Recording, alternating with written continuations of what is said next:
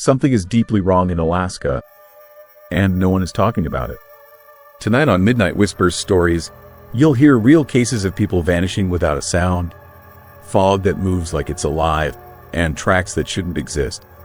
If you crave true horror, you're in the right place. Subscribe, stay close, and tell us in the comments where you're listening from. Let's step into the darkness together. Story 1. Fog that ate engines.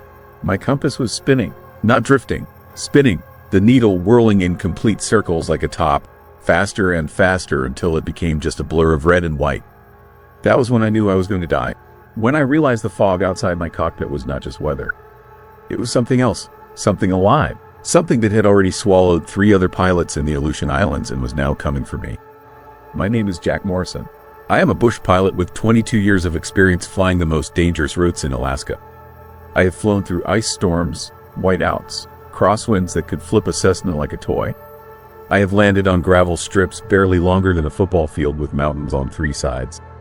I thought I had seen everything the Aleutians could throw at me. I was wrong, dead wrong. It started 3 weeks ago when a pilot named Dave Hutchins disappeared between Unalaska and Akutan Island. A 15-minute flight in good weather. Dave was experienced, careful. He radioed the tower saying he was entering some fog and then nothing. No distress call, no emergency beacon. His plane vanished like it had flown into another dimension.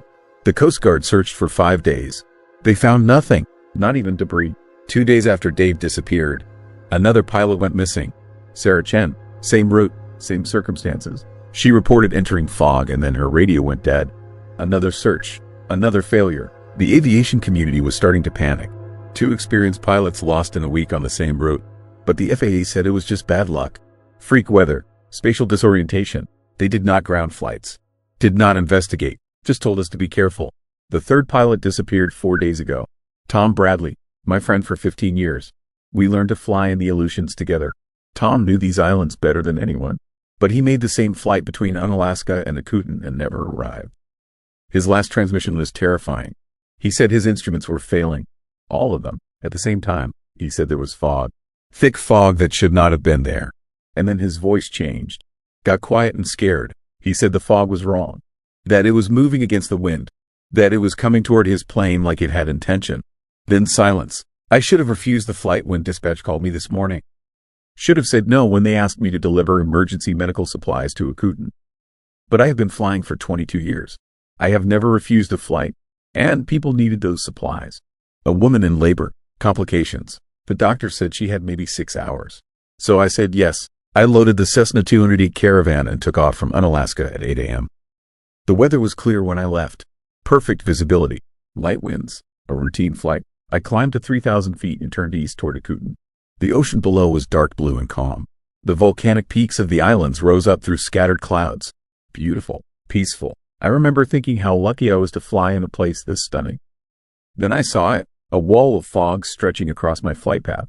It appeared suddenly. One moment the sky ahead was clear. The next there was this massive bank of gray fog blocking the entire horizon. It was wrong immediately. The edges were too sharp, too defined. Fog does not form like that. It drifts. It blends. This looked solid, like someone had drawn a line across the sky and said nothing beyond this point. I should have turned around right then. But I was only 10 minutes from Akutan. The medical supplies were critical. I told myself it was just a fog bank, that I would fly through it and come out the other side. That is what the other pilots must have thought too. I entered the fog at 8:17 a.m.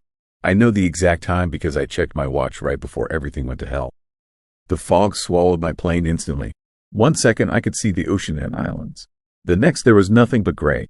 Thick, impenetrable gray that pressed against my windshield like something physical. Like the fog had weight and texture. My instruments started acting strange immediately. The altimeter needle began jumping. 3,000 feet, 2,000, 4,000, back to 3. The readings made no sense. I was flying straight and level, but the instrument said I was climbing and diving simultaneously. The airspeed indicator went crazy next. It showed me accelerating to 200 knots, then dropping to 60, then spiking to 300. Impossible speeds for a Cessna Caravan. I grabbed the radio to call it in, to tell the tower I was turning around. But when I keyed the mic, there was nothing. No static, no background noise, just absolute silence. Like the radio was not even on. I checked the power. It was on. Everything was on. But the radio was dead. That is when the compass started spinning. Slowly at first, just a gentle rotation of the needle, then faster and faster, until it became a blur. My GPS went blank. The screen just showed gray. No map, no coordinates, no position. I was flying blind in fog that should not exist with instruments that had stopped working all at once. I maintained my heading by instinct, kept the wings level, watched my backup instruments, but they were failing too. The artificial horizon tilted crazily. The turn coordinator showed me in a spiral when I was flying straight. I could feel the plane, could feel that I was level and stable, but every instrument was screaming that I was in trouble. Then I heard the sound, a low-frequency hum that vibrated through the entire aircraft. It was not the engine. The engine sounded normal. This was something else, something coming from outside, from the fog. It got louder, deeper. I could feel it in my chest, in my bones, like the fog itself was producing this sound, this horrible, grinding hum that made my teeth ache. The temperature dropped. I watched the outside air temperature gauge plummet from 40 degrees to 20, then to 0, then below 0. Ice started forming on the windshield even though I was above freezing altitude. Thick, crystalline ice that spread across the glass in patterns that looked almost deliberate. Almost like writing in a language I did not understand. My engine started coughing, missing beats. The RPM gauge fluctuated wildly. I checked everything. Fuel flow was good. Oil pressure normal. But the engine sounded sick. Like it was struggling against something, fighting to keep running. I pushed the throttle forward to compensate, but the engine just got worse. More coughing, more missing, like something was draining the power right out of it. That is when I saw the shadow, a dark shape moving through the fog outside my left window. Large, as big as my plane or bigger. It was keeping pace with me, moving at the exact same speed. I could not see details, just this massive dark presence sliding through the gray. My hands started shaking on the yoke. Every instinct screamed at me that I was being hunted, that something out there in the fog was circling my plane, studying it, deciding what to do with me. The engine died, just stopped. 1 second it was running rough. The next there was nothing but silence and the whistle of wind over the wings. I went through the restart procedure automatically. Fuel mixture rich, magnetos checked, starter engaged. Nothing. The engine would not turn over, would not even try. It was completely dead. I was gliding now, descending through fog with no engine and no instruments and no idea where I was. My rate of descent was about 500 feet per minute. I had maybe 6 minutes before I hit either water or land. I tried the radio again. Still dead. I pulled the emergency beacon. The light came on, but I had no way to know if it was actually transmitting. The shadow was still there. Closer now. I could see more detail through the fog. It was not a plane. Not any kind of aircraft I recognized. The shape was wrong. Organic. It moved like something alive, like something swimming through the fog instead of flying through it. And it was coming closer, tightening its circle around my gliding Cessna. Then the fog changed. It started to glow, a faint blue-green luminescence that pulsed in waves. The light was coming from everywhere and nowhere, like the fog itself was generating it. And in that eerie light, I could finally see the shadow clearly. It was not a creature. Not exactly. It was more like the fog had condensed into a shape, a form made of gray mist and blue light that moved with purpose and intention. It had no features, no eyes or mouth, just this shifting, flowing form that radiated wrongness. And it was reaching toward my plane with tendrils of fog that stretched out like fingers. The tendrils touched my wing. Where they made contact, the metal started to corrode. I watched in horror as rust bloomed across the aluminum surface, spreading, eating through the metal like acid. The wings started to deform, to buckle. My plane was falling apart in midair while this thing made of fog consumed it piece by piece. I pulled the yoke hard, tried to turn away, but the tendrils had wrapped around the wing. They held me, pulled me toward the shape, toward that glowing mass of fog and intention. I could feel my plane being drawn in, could feel myself being swallowed. Then the sun broke through, just for a second, a beam of sunlight that pierced the fog and hit the shape directly. The thing recoiled. The tendrils released my wing. The glow faded, and suddenly I was dropping out of the fog into clear air. I could see the ocean below me, maybe 1,000 feet down. I could see an island ahead. I couldn't. I was still gliding, but I was out of the fog, away from that thing. I worked the engine restart frantically. Third try coughed once, twice, then roared to life. I have never been so grateful to hear an engine in my life.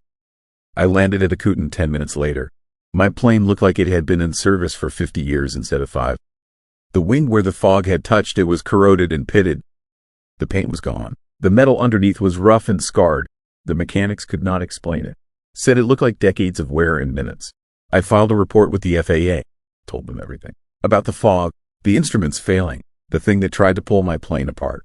They said it was spatial disorientation, stress-induced hallucination. They grounded me for psychological evaluation. But I know what I saw. I know what happened to Dave and Sarah and Tom. The fog is still out there.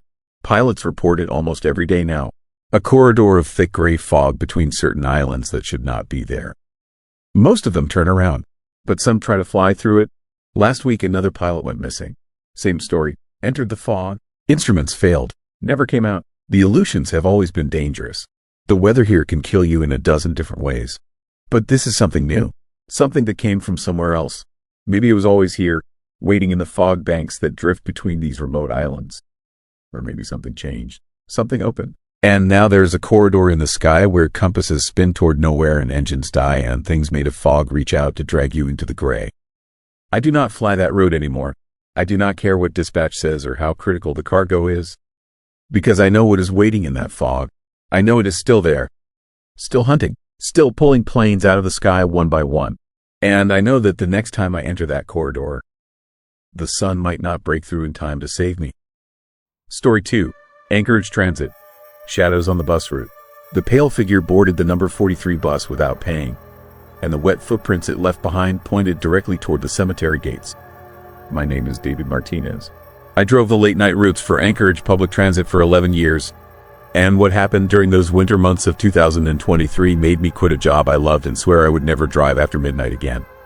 Some things cannot be explained by fatigue or stress or the tricks your mind plays in darkness.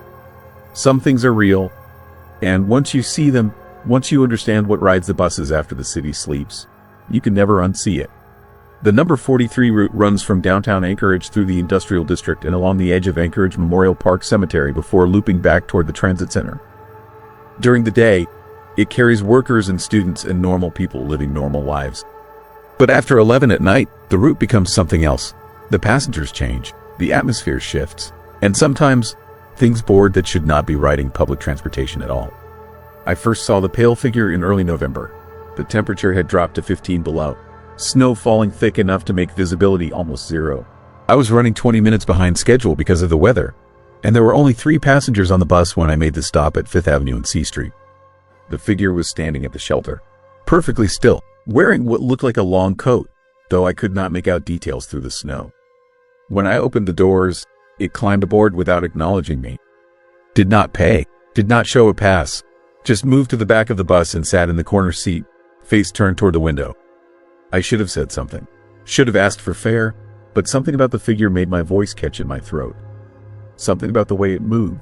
Too smooth, too fluid, like it was gliding rather than walking. And the temperature, the moment it boarded, the inside of the bus dropped at least 10 degrees. My breath started fogging, the windows began to frost over. None of the other passengers reacted. An elderly woman reading a book, a young man with headphones, a transit worker heading home after his shift. They all just sat there like nothing had happened, like they had not noticed the temperature drop or the figure that now occupied the back corner. I continued the route, kept checking the mirror. The figure never moved, just sat there, face pressed against the window, breath fogging the glass in patterns that looked almost deliberate. Almost like writing. When we reached the cemetery stop, the figure stood, moved forward, and as it passed me, I finally got a clear look. The face was wrong, too pale, too smooth, like wax or plastic. The eyes were dark holes, empty, and the mouth hung open slightly, revealing nothing inside. No teeth, no tongue, just darkness. It stepped off the bus. I watched in the mirror as it walked toward the cemetery gates. And that is when I saw the footprints, wet marks on the snowy sidewalk. Not boot prints, just moisture, like condensation. And they pointed directly at the locked cemetery entrance, then simply stopped at the iron gates as if the figure had walked through solid metal. I sat there for maybe 30 seconds, engine idling, trying to process what I had just seen. Then one of the passengers called out asking if we were moving again. I shook it off, blamed the cold and fatigue, finished the route and said nothing to anyone. But the figure appeared again 3 nights later. Same stop, same smooth, unsettling movement, same temperature drop, same wet footprints pointing toward the cemetery. And this time, after it left, I noticed something else. The seat where it had been sitting was covered in frost. Not just cold, actually frozen, ice crystals coating the vinyl in patterns that looked like reaching hands. I started asking other drivers if they had experienced anything unusual on the 43 route. Most looked at me like I was crazy, but one driver, a woman named Sarah Chen who had been with the company for 20 years, got quiet. She told me to meet her after our shifts. Said there were things about the late routes that management did not discuss. Things drivers learn to accept or they quit. We met at an all-night diner on Northern Lights Boulevard. Sarah brought a notebook. Old, pages yellowed. Inside were entries from drivers going back to 1989 when the route was first established. Dozens of reports, all describing the same thing. A pale figure boarding near downtown. Never paying. Always riding to the cemetery stop. Always leaving those wet, condensation footprints that pointed toward the graves. The entries went back 34 years. Different drivers, different buses, but always the same figure, and always the same route. 5 nights a week during winter months when darkness lasted 20 hours and the temperature stayed below zero. Sarah said some drivers had tried to confront it, demanded payment, tried to physically remove it. Those drivers all quit within a week. Said they could not explain what happened, but they would never drive at night again. One driver had a complete breakdown. Hospitalized for psychiatric evaluation. Kept saying the figure had looked at him. Had really looked at him with those empty eyes and shown him something. Something about the cemetery and what waited there and why the figure kept returning. I asked Sarah why she kept driving. Why she did not quit or transfer to day shifts. She said because the figure was not dangerous. Not violent. It just wanted to ride. Wanted to make that journey from downtown to the cemetery every night. And as long as drivers did not interfere, nothing bad happened. It was only when you tried to stop it, when you tried to break the pattern, that things went wrong. I should have listened, should have just let it ride and kept my mouth shut. But I am a stubborn man. A man who needs explanations. Who needs to understand. So on December 18th, I decided to follow it. I waited until the figure got off at the cemetery stop. Then I called in a fake mechanical issue and parked the bus on a side street. I walked back to the cemetery gates in the freezing darkness, following those wet footprints that glowed faintly in my flashlight beam. The gates were locked, chained, but the footprints continued on the other side. I climbed the fence, dropped into the cemetery grounds, and immediately felt the temperature plummet another 20 degrees. My breath came in painful gasps. Ice formed on my jacket. And in the distance, between the headstones, I saw it. The pale figure was not alone. There were others, dozens of them, all moving through the graves with that same smooth, gliding motion. All heading toward the center of the cemetery where the oldest section lay buried under decades of snow and ice. I followed from a distance, hiding behind monuments and trees, watched as the figures gathered in a circle around a single grave. And then, as I watched in horror, they began to sink. Not digging, not moving earth, just descending into the ground like they were made of mist, like the soil itself was welcoming them home. The pale figure from my bus was the last to descend. It paused at the edge of the grave, turned, and looked directly at me despite the 100 yards of darkness between us. Looked at me with those empty, terrible eyes. And I understood. They were not haunting the bus. They were using it, riding it from wherever they manifested downtown back to their graves every night. Using public transportation to return home. And the reason they never paid was simple. They had paid already, decades ago, when they were alive and rode this same road to work or school or wherever their living selves had needed to go. This was muscle memory, echo behavior, spirits so tied to routine that even death could not break the pattern. They boarded the bus because that is what they had always done. They rode to the cemetery because that is where they now belonged. And they left those footprints pointing toward the gates as a warning. A message for anyone watching that this was their destination. Their eternal destination. I ran, climbed back over the fence, got to my bus and drove straight to the transit center. Turned in my resignation that same night. Did not wait until morning. Did not offer explanation. Just quit and walked away from 11 years of service because I finally understood what Sarah had been trying to tell me. Some routes are shared. Some buses carry passengers that are not entirely present. And some stops serve destinations that exist in places between living and dead, where routine is stronger than mortality and the need to return home outweighs the impossibility of the journey. I still live in Anchorage, still see buses running the 43 route, and sometimes late at night when I cannot sleep, I drive past the cemetery and watch the gates. Watch for those wet, glowing footprints in the snow. Watch for that pale figure standing at the bus stop, waiting patiently for the next ride home. Other drivers have seen it, continue to see it. Sarah Chen finally retired last year. Said 33 years was enough. Said the figure never changed, but she had gotten too old to pretend everything was normal. The transit authority has never acknowledged the reports, never investigated the consistent sightings, never explained why that particular seat in the back of the 43 bus sometimes frosts over even in summer. They just keep running the route, keep collecting fares from living passengers while others board without paying and leave condensation footprints that glow faintly in the darkness. The pale figure boarded the bus without paying, and the wet footprints it left behind pointed directly toward the cemetery gates. I know because I followed them. I learned what rides the late-night routes when the city sleeps and the living passengers are too tired to notice that some of their fellow riders cast no reflection in the windows. And now, every time I see a bus after midnight, every time I watch one pull away from a stop in the freezing darkness, I wonder how many passengers aboard are actually alive, and how many are just following patterns too deeply ingrained to abandon, riding routes they traveled in life, heading home to graves they could never truly leave. The number 43 still runs. The cemetery still waits, and somewhere in the winter darkness of Anchorage, something pale and patient stands at a bus stop, ready to board again, continuing a journey that death interrupted but could never end. Story 3. Ice Fisher. The journal page ended mid-sentence. Not mid-word, mid-sentence, like whoever was writing it had been yanked away from the paper while the pen was still moving. The Alaska State Troopers found it inside the abandoned ice fishing shelter on Big Lake, right next to a still-burning Coleman lantern and a cup of coffee that was still hot. The ice fisher had vanished 20 minutes earlier. I know because I was the one who saw him disappear. My name is David Chen. I am a 42-year-old insurance adjuster from Anchorage. I do not believe in ghosts or monsters or anything that cannot be explained by logic and reason. But what happened on Big Lake in the Matsu Valley that February morning changed everything I thought I knew about reality. And it terrified me in ways I am still trying to understand. I had driven up to Big Lake for a weekend of ice fishing. It was something I did every winter.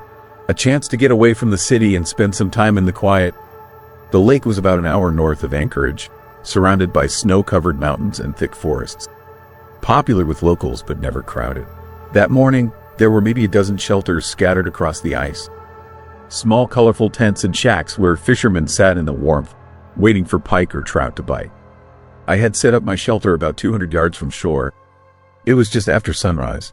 The temperature was around 10 degrees, cold but manageable. I had been fishing for about an hour when I noticed the shelter nearest to mine. Maybe 50 yards away, dark green canvas. I had seen someone go inside earlier but had not paid much attention. That is how it works out here. Everyone keeps to themselves. You nod if you make eye contact but otherwise leave each other alone.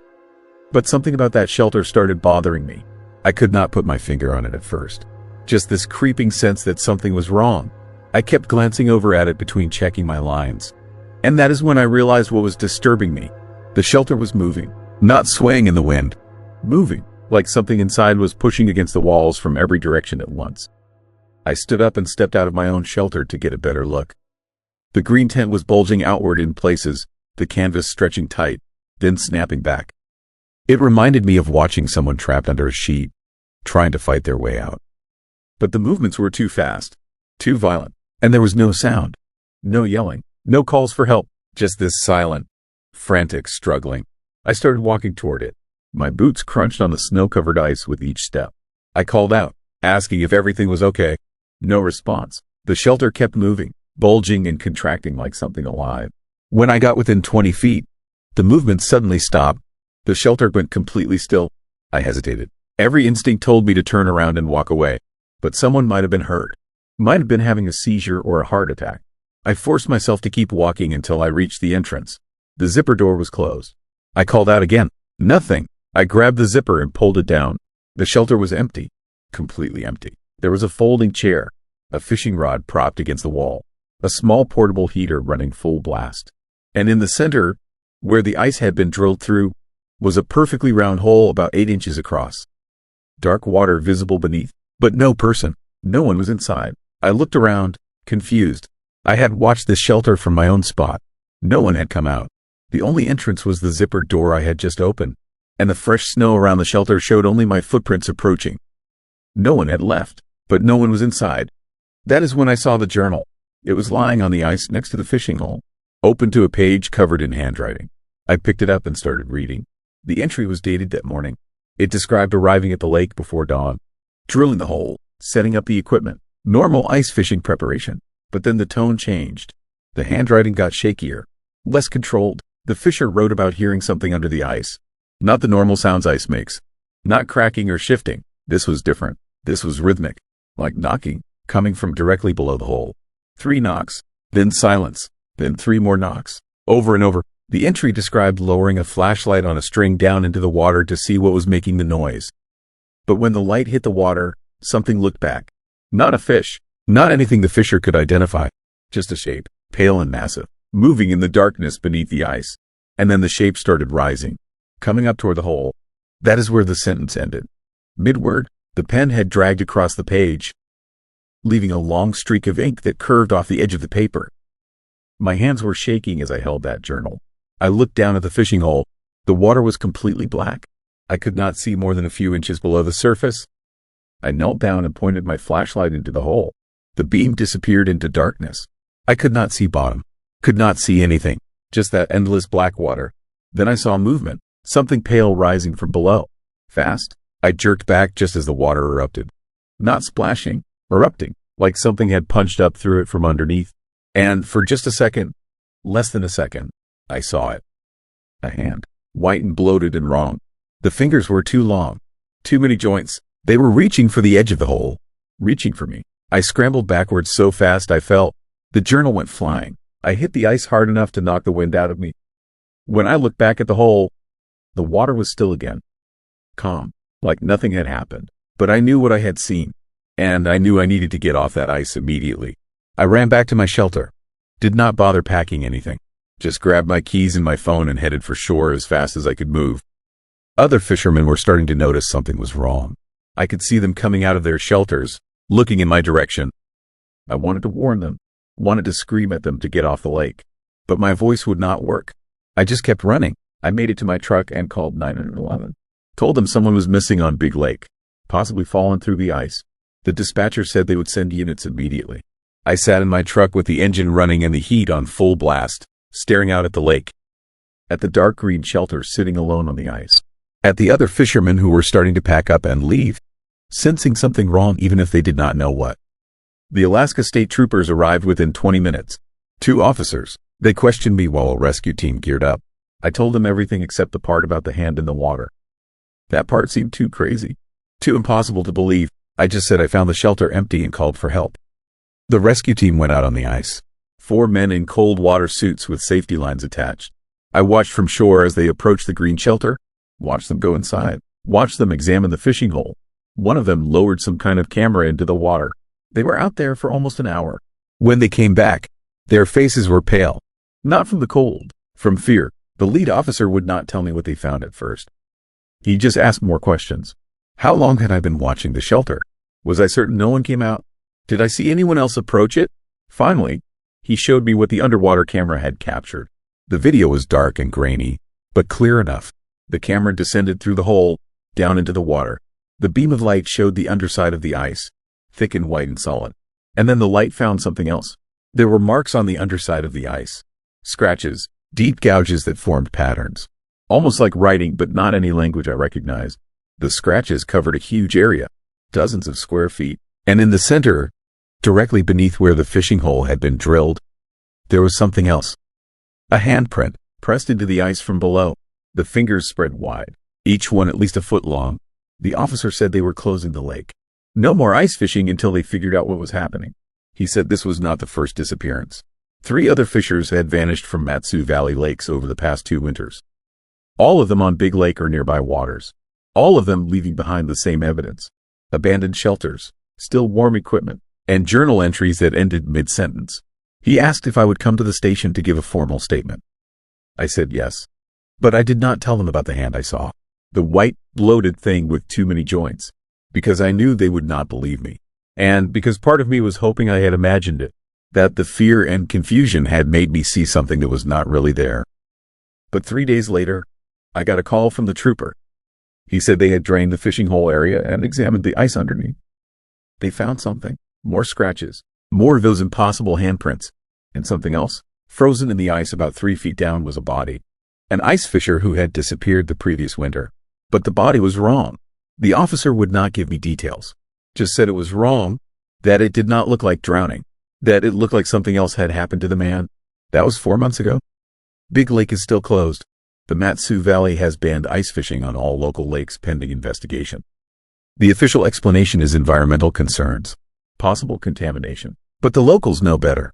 They talk about it in whispers, about the thing that lives under the ice, the thing that knocks, the thing that waits for someone to drill a hole and then reaches up to grab them. I have not been back to Big Lake. I probably never will, but sometimes late at night I think about that journal entry, about the fisher describing that pale shape rising from the darkness. And I wonder what happened in those final seconds, what the fisher saw when that thing broke the surface, what it felt like to be pulled down through 8 inches of ice into water so cold it stops your heart in seconds. The journal is still in evidence. The Alaska State Troopers have it locked away somewhere. But I remember the last complete sentence before the pen dragged off the page. I remember it perfectly. It said this: "It has my face." I think about that a lot. What it means, whether the fisher saw something with a human face looking back from the water, or whether something else was happening, something more disturbing, something that explains why the body they found was wrong, why it did not look like drowning. Because I keep having this nightmare. I am back on Big Lake, standing over that fishing hole, looking down into the black water, and I see a face looking back at me, my own face, pale and bloated and wrong, staring up from the darkness with too many joints in its neck. And I realize with horror that it is not a reflection. It is something else, something that has been waiting under the ice, learning, watching, taking the shape of everyone who disappears. And in the dream, I hear knocking. 3 knocks from below, then silence, then 3 more knocks. And I know that it is calling me, inviting me to drill that hole, to lower my line, to wait while something pale and massive rises from the depths. The nightmare always ends the same way, with me looking down at my hands, watching them start to change, the fingers growing longer, adding joints, turning white and bloated. And I realize with absolute certainty that I am already under the ice, that I have been for months, that the thing wearing my face is up there, living my life, waiting for the next person to drill a hole. Story 4. Ketchikan Fog, the harbor that keeps memories. The fog in Ketchikan doesn't roll in like normal fog.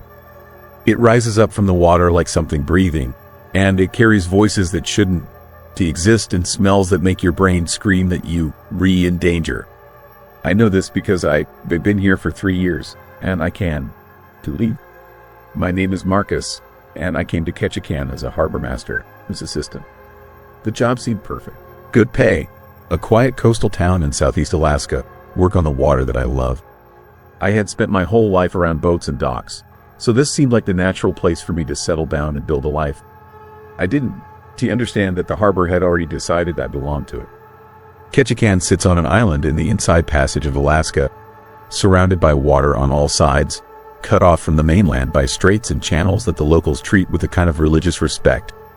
The town has a reputation among mariners, not the kind of reputation you want.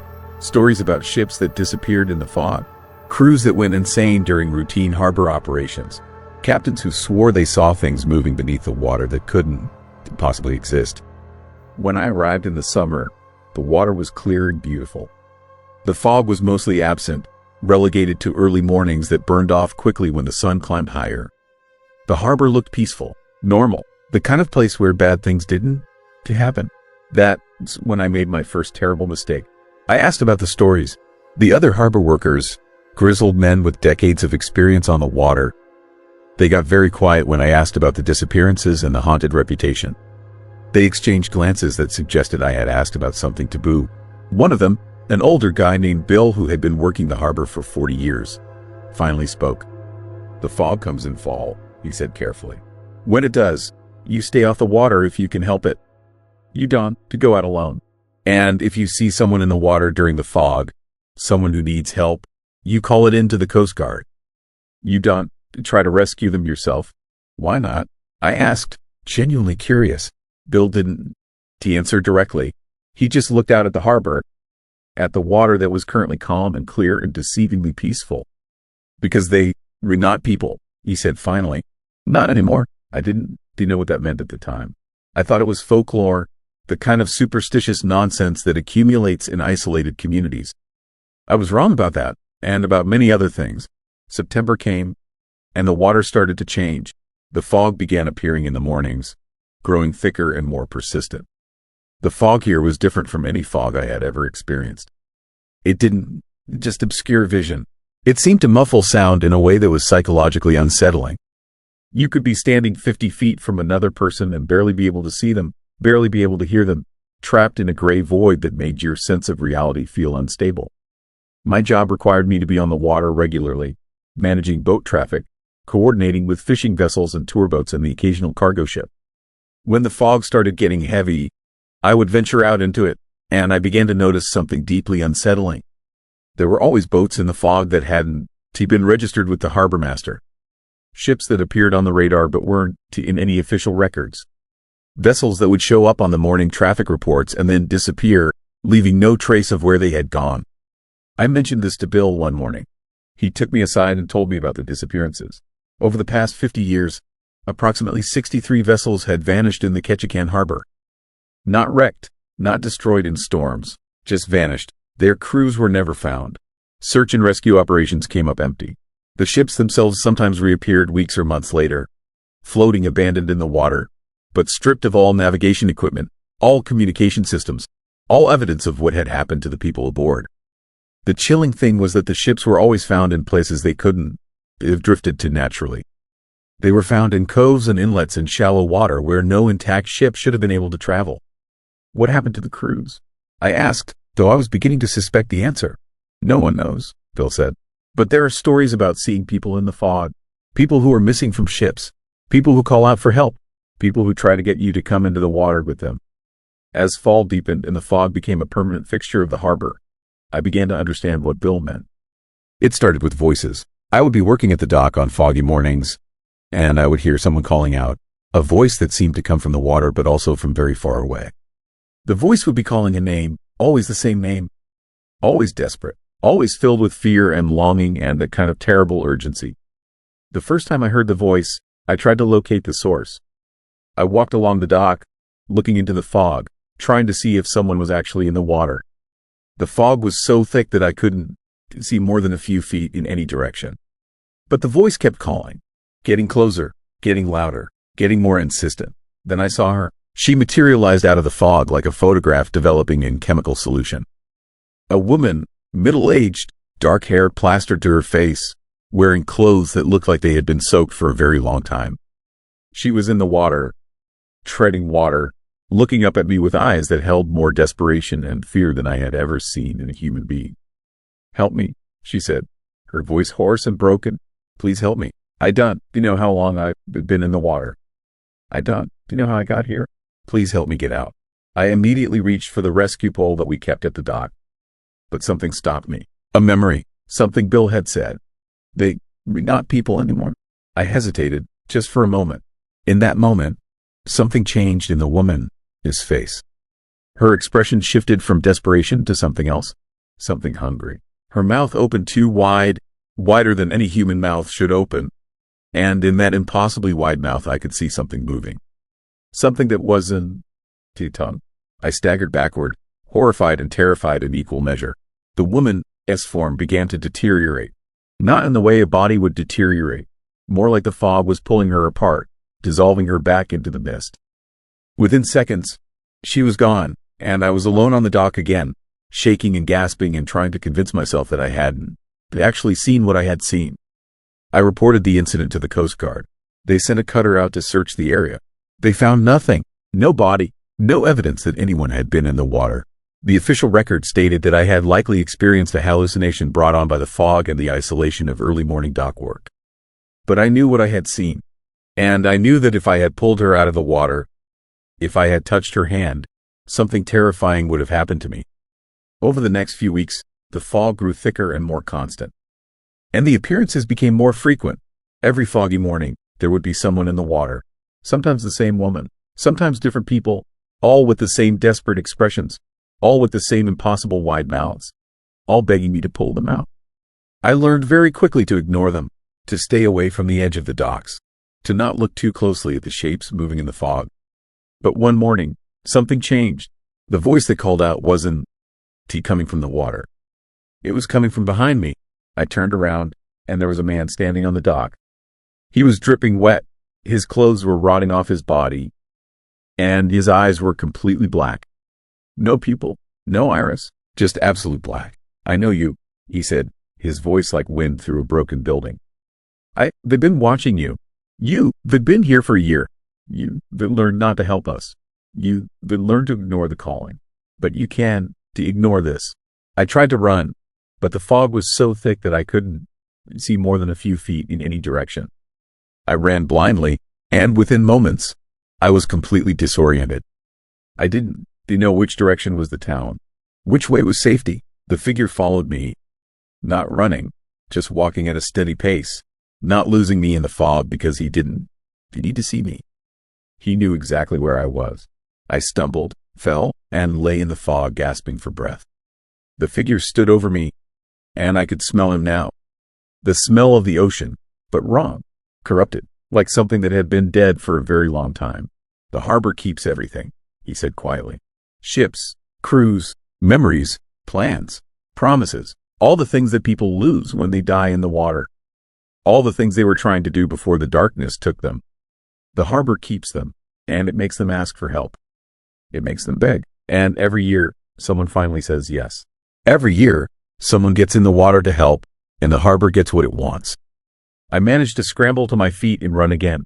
This time, pure adrenaline and panic took over, and I somehow found my way back to the dock, back to the familiar buildings of the harbormaster's office. I burst through the door, gasping and terrified, looking back at the fog. The figure was standing at the edge of the dock, watching me. Then he simply turned and walked into the fog and disappeared. Bill found me in the office, soaking wet and shaking uncontrollably. He didn't ask what had happened. He just helped me change into dry clothes and made me coffee and told me what I needed to know. The thing that had chased me, and the woman in the water, and all the other desperate figures that appeared in the fog were the drowned. The crews and captains of ships that had disappeared in the harbor over the decades. They had died in the water, and something about the harbor had kept them trapped.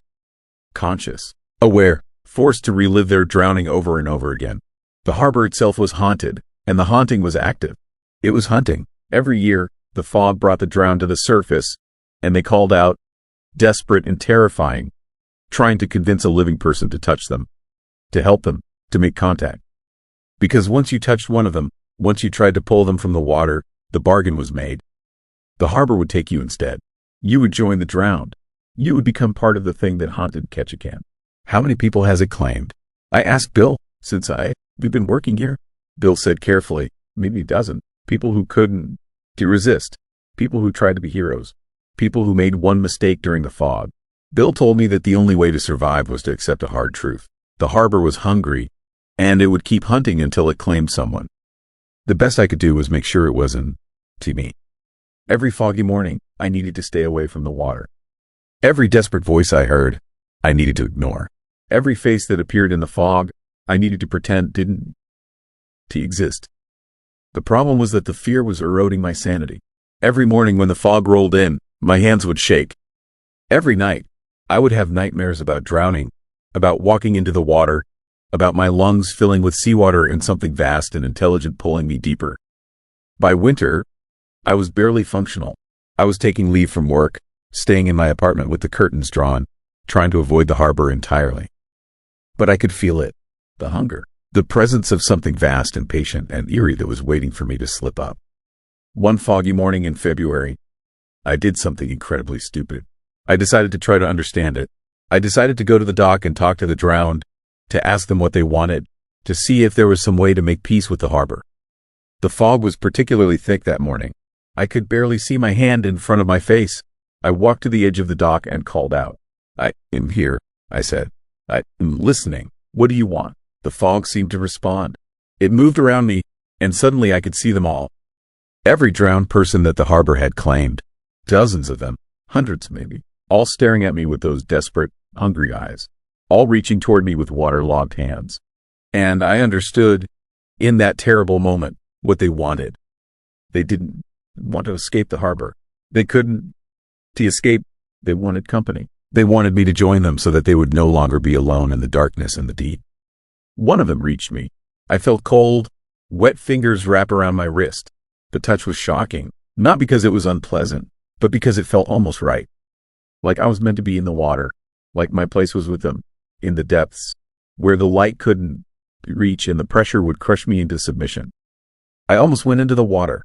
I came so close to stepping off the dock, to letting myself fall into the fog and the sea and the waiting darkness. But Bill grabbed me from behind. He pulled me away from the edge, and the hand released my wrist. The contact broke, and the drowned retreated back into the fog like shadows fleeing light. Bill dragged me away from the dock, and I was sobbing, gasping, screaming because I could feel the pull of the harbor even as we moved away from the water. The hunger was inside me now, the need to be in the water, the certainty that I belonged with the drowned. Bill took me to a doctor. The doctor prescribed antidepressants and anti-anxiety medication. He suggested that I had been working too hard and needed to relocate to get away from the stress of the harbor work. I tried to leave. I really did. I booked a flight to Seattle. I packed my belongings. But on the morning I was supposed to leave, the fog rolled in, thicker and darker than I had ever seen it. The airport closed. The flights were canceled, and I could hear the drowned calling my name. They knew I was trying to leave, and they were going to make sure that didn't happen. I unpacked my bags. I canceled my flight. I went back to work at the harbor. That was almost 2 years ago. Now I understand the truth that Bill was too kind to tell me directly. The harbor doesn't just keep the drowned. It keeps anyone who has made contact with them. Anyone who has touched the water after they touched you. Anyone who has seen their true forms and survived. I am trapped here. I can. To leave Ketchikan. Every time I try, something happens. Flights get canceled. My car breaks down. Roads wash out. The harbor reaches across the distances and pulls me back. And every foggy morning, they call my name. The drowned. The people I almost joined. They were waiting for me. They were patient. They know that eventually, I'll slip up. Eventually, I'll be tired enough or desperate enough or broken enough that I'll walk into the water without thinking. And when I do, the harbor will finally claim what it's been hunting for all this time. I watched it happen twice since I realized I was trapped. 2 people arrived in town for work. 2 people who didn't, the warnings. 2 people who made contact with the drowned during their first foggy morning. The harbor took them within a week. Now there are new voices in the fog. New desperate calls for help. The harbor is using my coworkers now. It's using them to hunt other people. And soon, when I'm too tired to resist anymore, it will use me. The chilling truth that keeps me awake at night is that the harbor is patient. It doesn't need to force me into the water. It just needs to wait, to let the isolation eat away at my sanity, to let the fog wear down my will to resist, to let the longing to be with the drowned become stronger than my desire to live. Every day, I feel it getting harder to stay away from the water. Every day, the voices sound more like people I love. Every day, the fog feels less like something to be afraid of and more like something to surrender to. I don't think I have much time left. Soon the fog will call, and I want to resist. Soon I will walk into the water, and the harbor will finally have what it's been hunting for. And if you ever come to Ketchikan, if you ever work near the harbor, if you ever hear a voice calling out of the fog asking for help, you need to understand something very important. Don't to listen. Don't to look. Don't to go near the water. Because the fog in Ketchikan isn't just fog. It's a door. And the harbor that waits on the other side is always hungry for new voices to add to its chorus of the drowned. Even now, as I write this, I can hear them calling. And I am not sure I want to resist anymore. Story 5. Copper River Lights. The night the sky fell silent, the light that fell from the sky was not a meteor. And when it hit the ground near Copper River, every radio within 50 miles went dead. My name is Michael Torres. I am a telecommunications engineer working for a rural Alaska infrastructure company. And what happened on the night of March 14th, 2023, changed everything I thought I understood about the world. It changed what I thought was possible. And it left a man missing, vanished without a trace, in a way that still terrifies me when I think about it too long. I was driving the Richardson Highway heading south toward Copper Center when the sky lit up. Not like lightning, not like anything natural. This was different. A streak of brilliant white light, descending at an angle, moving too slowly to be a meteor but too fast to be an aircraft. It made no sound, left no trail, just this horrifying, silent brilliance cutting through the darkness like something being pulled down by invisible hands. It disappeared behind the tree line maybe 2 miles east of the highway, somewhere near the Copper River Basin. The moment it went below the horizon, my truck radio died. Not static, Not interference, just complete silence. Dead air. Then my phone went black. Screen dark, unresponsive, like someone had flipped a switch and killed every piece of electronics in the vehicle. I pulled over, tried to restart everything. Nothing worked. The digital dashboard was dark. The engine still ran, but that was mechanical. Everything electronic was simply gone. And as I sat there in the darkness, trying to make sense of what had just happened, I realized something deeply unsettling. There were no other vehicles on the road. Not ahead, not behind, just empty highways stretching in both directions under a sky that suddenly felt too vast and too close at the same time. I made a decision that probably saved my life. Instead of investigating, I turned around, headed back north toward Glen Allen, put as much distance as possible between myself and whatever had fallen from the sky. The truck ran rough without its computer systems, but it moved. That was enough. I reached Glen Allen 40 minutes later. The town was in chaos. Power was out, cell towers dead, emergency services overwhelmed with calls from people reporting the same thing. Lights in the sky, dead electronics, and something else. Reports of strange sounds coming from the direction of Copper River. Low frequency, vibrating, like machinery or breathing amplified to an impossible scale. The Alaska State Troopers set up a command post at the community center. I gave my statement along with maybe 30 other witnesses. Most had seen the light. Some had been closer than me. One woman said she had been camping near the river when it hit. Said the ground shook. Said the air smelled wrong afterward, like ozone mixed with something organic and rotting. She had hiked out immediately, terrified by the complete silence that followed the impact. No birds, no insects, no wind, just crushing, horrifying quiet. By dawn, a search and rescue team was assembled. State troopers, Alaska National Guard, scientists from the University of Alaska. They headed out in vehicles modified to run without computer systems, following coordinates from witness reports, trying to locate the impact site. They found it around noon, a clearing beside the Copper River. Trees flattened in a perfect circle maybe 200 feet across. Ground scorched black, and in the center, a crater. Not deep, maybe 10 feet at most, but perfectly smooth, too smooth, like glass, like something had melted the earth and then polished it. There was no debris, no fragments, no material of any kind. Whatever had fallen was either buried deeper than they could dig with available equipment, or it had simply vanished. Left nothing behind except that smooth, black crater and the feeling that made experienced outdoorsmen refuse to get too close. The electronic situation was worse than anyone initially understood.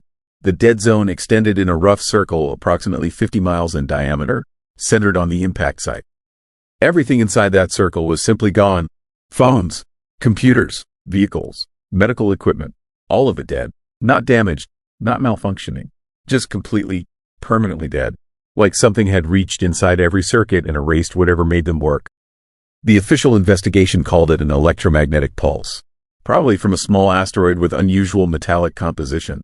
The military sent specialists, took samples, ran tests, found nothing conclusive. After 2 weeks, they declared the site safe but recommended a perimeter until they could determine what had caused the electronics failure. But that is not the disturbing part, the part that keeps me awake at night. The part that made 3 members of the search team resign and refuse to ever go back. Marcus Webb was part of that first search team. Experienced wilderness guide, 48 years old, former military, the kind of man who had seen everything and did not scare easily. He had volunteered to stay at the site overnight, monitoring for any changes, making sure the crater remained stable.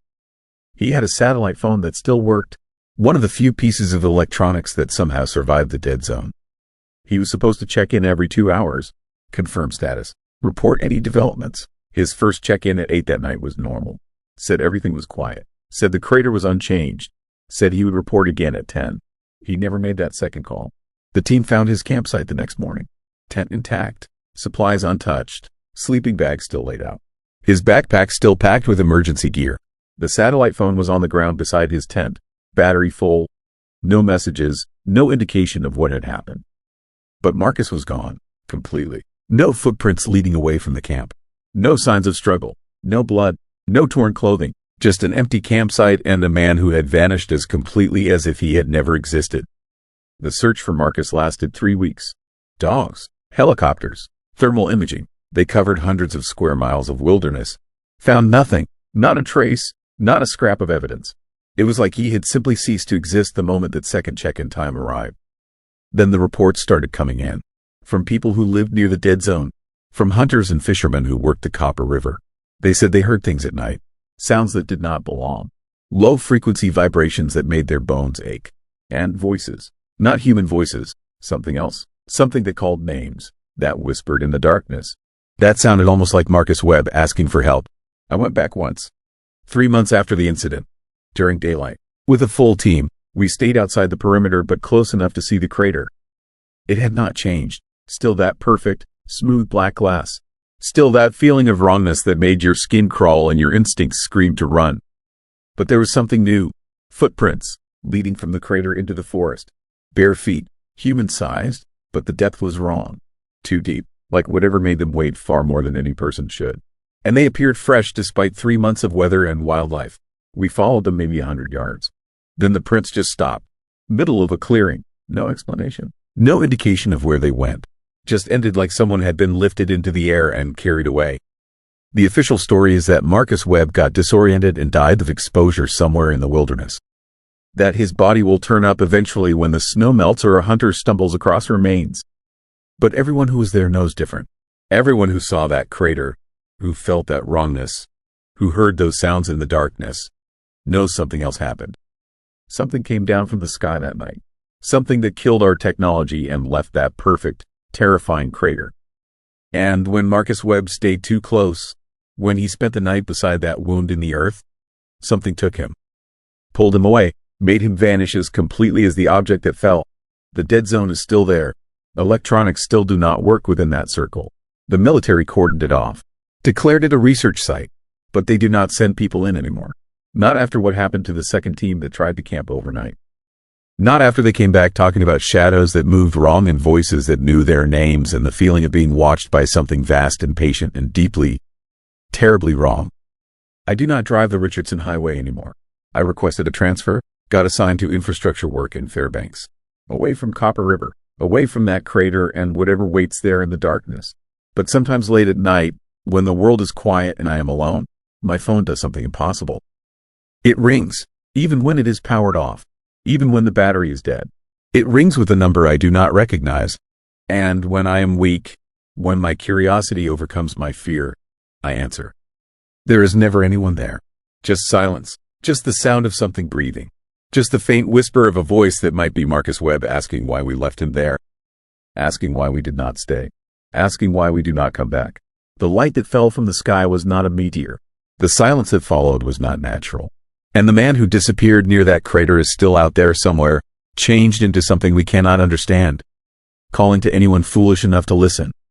I survived that night by turning away, by choosing safety over curiosity, by running when every instinct told me to run. But part of me wonders what would have happened if I had investigated. If I had been the one to camp beside that crater. If I had been the one to vanish into whatever darkness waits there. The Copper River flows on, cold and ancient and indifferent. The crater remains, smooth and black and wrong. And somewhere in the wilderness, something that used to be Marcus Webb walks on feet too heavy for human bones. Leaving prints that lead nowhere, calling names in the darkness, waiting for someone else to make the mistake of staying too long. The night the sky fell silent, we learned that some lights should never be investigated, some craters should never be approached, and some disappearances are mercy compared to what comes after. Story 6. Ranger, this log. The glove was still warm when I found it. That is what I wrote in my Ranger log that night. Found at 0347 hours. Single left-hand glove, Gore-Tex outer shell, still warm to the touch. Located approximately 40 yards from camp perimeter. Owner unknown. But I knew that was a lie even as I wrote it. I knew exactly who that glove belonged to. I had seen Ranger Marcus Webb wearing it just 3 hours earlier when we said goodnight. And now Marcus was gone. My name is Sarah Brennan. I have been a backcountry ranger at Denali National Park for 7 years. I have dealt with grizzly encounters, hypothermia cases, lost hikers, and every kind of wilderness emergency you can imagine. But nothing in my training prepared me for what happened during my overnight patrol in the park, this remote northern sector. Nothing prepared me for the footsteps that circled our camp, for the snapped safety rope, for the mystery that the Park Service is still trying to cover up. It started as a routine backcountry patrol. Marcus and I had hiked 12 miles into one of the most isolated areas of the park to check on trail conditions and inspect emergency supply caches. We set up camp in a small clearing surrounded by dense spruce forest. Standard procedure: 2 tents, bear-proof food containers, safety perimeter marked with reflective tape and rope lines that would alert us if anything large came close to camp. The sun set around 11 p.m. in late August. That far north, you get these long, eerie twilights where the sky never goes completely dark. Just this dim, blue-gray light that makes everything look unreal. Unsettling. Marcus took first watch while I tried to sleep. We always kept someone awake in the backcountry. Standard safety protocol: 4-hour shifts. I remember lying in my tent, listening to the forest sounds. The wind in the trees, small animals moving through the underbrush. Normal sounds, comforting sounds. I must have dozed off around midnight because the next thing I remember is Marcus shaking my shoulder, telling me it was my turn for watch. His voice sounded tight, stressed. When I asked if everything was okay, he just said he was tired and needed sleep. I crawled out of my tent and took my position on the camp stool near the fire pit. Marcus had kept the fire going, which was good. The temperature had dropped into the 40s. I added more wood and settled in for my 4-hour shift. The forest was quiet, almost too quiet. That should have been my first warning. Around 1 a.m., I heard the first footstep. Not a footstep exactly, more like a branch breaking under weight. It came from the darkness beyond the firelight, maybe 30 yards out. I grabbed my flashlight and swept the beam across the trees. Nothing, just shadows and spruce trunks. I called out, announcing that this was Park Service camp and asking if anyone needed assistance. No response. I wrote it in the log as possible wildlife, probably a moose or caribou. But my gut told me it was something else. The sound had been too deliberate, too heavy. I kept my hand on my radio and my bear spray within reach. 10 minutes later, I heard it again. This time from a different direction, to my left instead of straight ahead. Another branch breaking. Another footstep. I spun and aimed my light. Nothing. The forest was empty and still, but I could feel something watching me. That primitive sense that every human has buried deep in their brain. The sense that tells you when you are prey. Over the next hour, the footsteps continued. Always at the edge of the firelight. Always just out of sight. They moved in a circle around the camp, slow and methodical. I tried to track them with my flashlight, but the beam never caught anything. Just empty forest, dark trees, nothing that should have been making those sounds. At 2:15 a.m., the safety rope snapped. The sharp crack echoed through the clearing like a gunshot. I jumped to my feet, flashlight in one hand, bear spray in the other. The rope we had strung around the camp perimeter had been thick climbing rope rated for over 1,000 pounds. It should not have broken. Could not have broken on its own. I ran to where the rope had snapped. The end was hanging loose, swaying slightly in the breeze. I grabbed it and examined it with my flashlight. The break was not frayed. It was clean, cut, like someone had taken a knife and sliced straight through it. But that made no sense. Who would cut our safety rope? And why? I should have woken Marcus right then. Should have called it in on the radio. But I did not want to look paranoid. Did not want to admit I was scared. So I just noted it in the log and tried to convince myself there was a logical explanation. Maybe the rope had a manufacturing defect. Maybe it had worn through on a sharp rock. But even as I wrote those explanations, I knew they were wrong. The footsteps stopped after the rope snapped. The forest went completely silent. Not even wind in the trees. Just this oppressive, waiting silence that made my skin crawl. I added more wood to the fire, trying to push back the darkness. Trying to create a bubble of light and safety. But the darkness felt alive. Hungry, like it was pressing in from all sides. At 3:47 a.m., I saw the glove.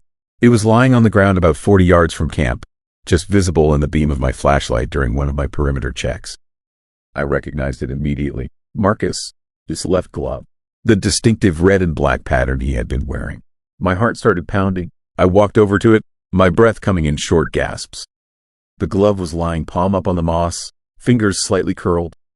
I touched it, still warm, like Marcus had just taken it off seconds ago. I grabbed my radio and called his name. No response. I ran to his tent and unzipped it. Empty. His sleeping bag was cold. He had not been in it for hours. I searched the camp, called his name over and over, my voice echoing through the trees. Nothing. Marcus was gone, and he had left behind a warm glove in the middle of the wilderness. A glove that should have been on his hand. That should have been protecting him from the cold. That is when I saw the tracks, leading away from camp into the forest. 2 sets. One was boot prints. Marcus' distinctive Vibram sole pattern. I had seen it 100 times, but the other tracks were different. Larger, deeper. They were not human. The toes were wrong, too long, too spread out, and they were walking alongside Marcus's prints. Not following, walking beside them, like whatever made those tracks had been walking next to Marcus, leading him away. I followed the tracks for maybe 50 yards before I lost them. They just disappeared at the edge of a small ravine. Both sets, like Marcus and whatever was with him, had walked to that point and then ceased to exist. I stood there, flashlight shaking in my hand, staring at the place where the tracks ended. And I realized with horror that I was alone. Completely alone. Miles from help in one of the most remote areas of Alaska. I ran back to camp and grabbed the radio. Called it in as an emergency. Missing ranger, possible abduction. I gave them my coordinates and told them to send help immediately. The dispatcher said a helicopter would be there at first light. 3 hours. I had to survive 3 hours alone in the dark with whatever had taken Marcus.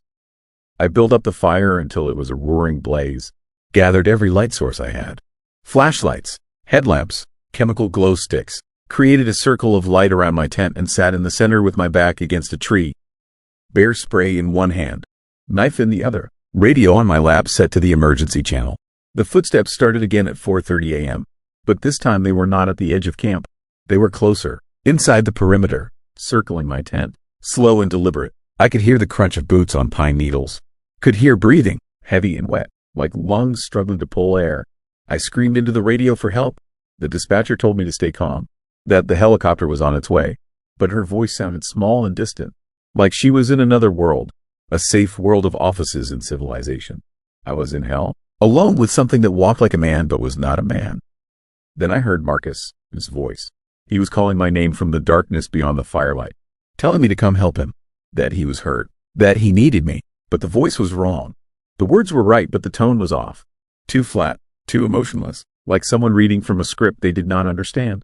I did not respond, did not move, just sat there with my weapons drawn, watching the edge of the firelight, waiting for something to step into view. Marcus, his voice called again, closer this time. Then again, each time the voice was slightly different. The pitch changed, the accent shifted, like whatever was speaking was learning how to sound human but had not quite figured it out yet. The sky started to lighten around 5:30 a.m., that dim pre-dawn glow that meant sunrise was coming. The footsteps stopped. Marcus' voice went silent. The forest came alive again with normal sounds. Birds, wind, the distant sound of the helicopter approaching from the south. The rescue team found me still sitting with my back against the tree, weapons in hand, eyes locked on the forest. They said I was in shock, that I was not making sense. They gave me water and a blanket and put me on the helicopter. We flew over the area where I had followed the tracks, where they had disappeared at the ravine. From the air, I could see what I had missed on the ground. There was a pattern, dozens of tracks, maybe hundreds, all converging on that ravine from different directions, like things had been gathering there, meeting, and all of the tracks were the same. Those impossible footprints with the wrong toes, all of them leading to the ravine, but none of them leading away. They never found Marcus. The search went on for 2 weeks. Dogs, helicopters, ground teams, nothing. He had vanished without a trace. The official report said he had gotten disoriented and wandered off. Possible animal attack, body not recovered. But I read the other reports, the ones they do not show the public, the ones locked in the Park Service files. Marcus was not the first. Over the past 20 years, 6 rangers have disappeared from that sector of Denali, all of them during overnight backcountry patrols, all of them leaving behind the same evidence. Snapped ropes, warm clothing, tracks that lead nowhere, and logs that describe footsteps circling the camp in the darkness. The Park Service closed that area to rangers. No more overnight patrols. No more backcountry camps. The official reason is wildlife concerns. Increased grizzly activity, but the rangers know better. We talk about it in whispers when the supervisors are not around. About the things that walk upright in the northern forests. The things that learn to mimic human voices. The things that wait in the darkness for someone to be alone. I left the Park Service 6 months after Marcus disappeared. I could not go back into the backcountry, could not spend another night in the wilderness, because every time I closed my eyes, I heard those footsteps. That breathing, Marcus, his voice calling my name from the darkness. And I knew with absolute certainty that if I went back, I would not come out. The glove is still in evidence, locked away in some Park Service storage facility. Still warm, according to the report. After 6 months in storage, that glove is still warm to the touch. They have tested it, analyzed it, tried to figure out why. But there is no explanation. Just like there is no explanation for the tracks, for the voices, for the rangers who walk into the forest and never come back. Sometimes I wonder if Marcus is still out there, still walking through those trees, still calling for help in that flat, emotionless voice. Or if something else is wearing his shape now, using his voice, waiting at the edge of the next camp for another ranger to be alone in the darkness, waiting for the footsteps to start, for the rope to snap, for the terror to begin all over again. Story 7. Prudhoe Bay, radio static and a missing crew. I picked up a distress call at 3 in the morning that shouldn't have existed, and by the time I realized what I had heard, 6 people were already dead. My name is Robert, and I was a communications officer at Prudhoe Bay, the largest oil field in North America. The facility sprawls across the frozen Arctic tundra on Alaska, its north slope, and it is one of the most remote and inhospitable places on the planet. In the winter, temperatures drop to 60 below zero. The darkness is complete and suffocating, and the wind howls across that empty landscape with a sound that will permanently change how you understand fear. I had been working at Prudhoe Bay for 11 years. I had experienced every kind of weather emergency and mechanical failure and human crisis that the Arctic could throw at us. Nothing scared me anymore, or so I thought. It was early January, and the facility was in the grip of what the veterans called a bad winter. The kind of winter where the temperature never climbed above -40. The kind of winter where exposed skin would freeze in minutes, where the cold could stop a diesel engine in seconds, where the Arctic itself seemed determined to kill anyone stupid enough to be caught outside. I was working the graveyard shift in the communication center, a bunker-like structure insulated and heated to a comfortable 72 degrees. Outside, the horror of the Arctic night raged. Inside, I was warm and safe and monitoring radio frequencies that carried the routine communications of the facility. At 3:17 a.m., everything changed. The distress call came through on an emergency frequency that I wasn't even supposed to be monitoring. It was a carrier wave, which meant someone had transmitted without speaking words, just broadcasting a signal into the darkness. But underneath the carrier wave, if you listened carefully, you could hear something else. Breathing, panicked, desperate breathing, and underneath it, a sound that I couldn't identify but that my brain immediately classified as terrifying. It sounded like something grinding, like metal being twisted, like something organic being torn apart. I tried to raise the signal. I called out on the emergency frequency, asked for identification and coordinates. Nothing, just that horrible carrier wave and the sounds underneath it. The breathing, the grinding, and something else that sounded almost like singing, but wrong. Off-key and eerie in a way that made my primitive brain scream danger. I immediately notified my supervisor, Derek, who came down to the communication center within minutes. Derek was an experienced field veteran, someone who had seen genuine emergencies and knew how to respond with calm professionalism. When he heard the distress call, even he went pale. "That is not a regular emergency beacon," Derek said, his voice tight with fear. "Those are encrypted. That is something else, something transmitting on a frequency it shouldn't to be able to reach." I kept trying to contact whoever was broadcasting. I tried every rescue protocol we had. I triangulated the signal, and the numbers didn't make sense. According to my equipment, the transmission was coming from a location that was approximately 15 miles north of the facility, out in the open tundra where there was nothing. No buildings, no equipment, no reason for anyone to be there. And the temperature at that location was estimated at -58 degrees Fahrenheit. Derek was already mobilizing a rescue team. Even though the signal didn't make sense, even though it violated every protocol we had, we couldn't ignore a potential emergency in the Arctic. Out there, waiting even an hour could mean the difference between rescue and recovery. I listened to that terrible signal for 45 minutes while Derek assembled a team of 6 people in cold weather rescue gear. The best equipment we had. Trained professionals who had done this before. They loaded into a heavy rescue vehicle that could handle the Arctic terrain and headed out into the darkness toward the coordinates I had calculated. I stayed in the communication center, monitoring their radio traffic, continuing to listen to that eerie distress signal. Derek and his team drove out into the nightmare of the Arctic night. Their radio communications back to me were terse and professional. They reported visibility at 0. They reported following their GPS coordinates. They reported reaching what should have been the location of the transmission. And then Derek reported something that made my blood run cold. "There is nothing here," Derek said, his voice crackling with confusion and the howling of wind in the background. "We They reached the coordinates, and there is nothing. No wreckage, no equipment, no indication that anything is here at all. I was about to respond when the distress signal changed. It stopped being just a carrier wave with ominous sounds underneath. Suddenly there were voices, not speaking words, but making sounds that were almost linguistic, almost like language, but broken and wrong and eerie in a way that made me nauseous. And the voices were coming from Derek's direction, not from Derek's radio, from the direction he was heading. The signal had shifted coordinates slightly, moving north, deeper into the tundra. I told Derek about the signal shift. I told him the coordinates had moved. I told him to be careful and to return to the facility if the situation became too dangerous. His response was delayed. "We see something?"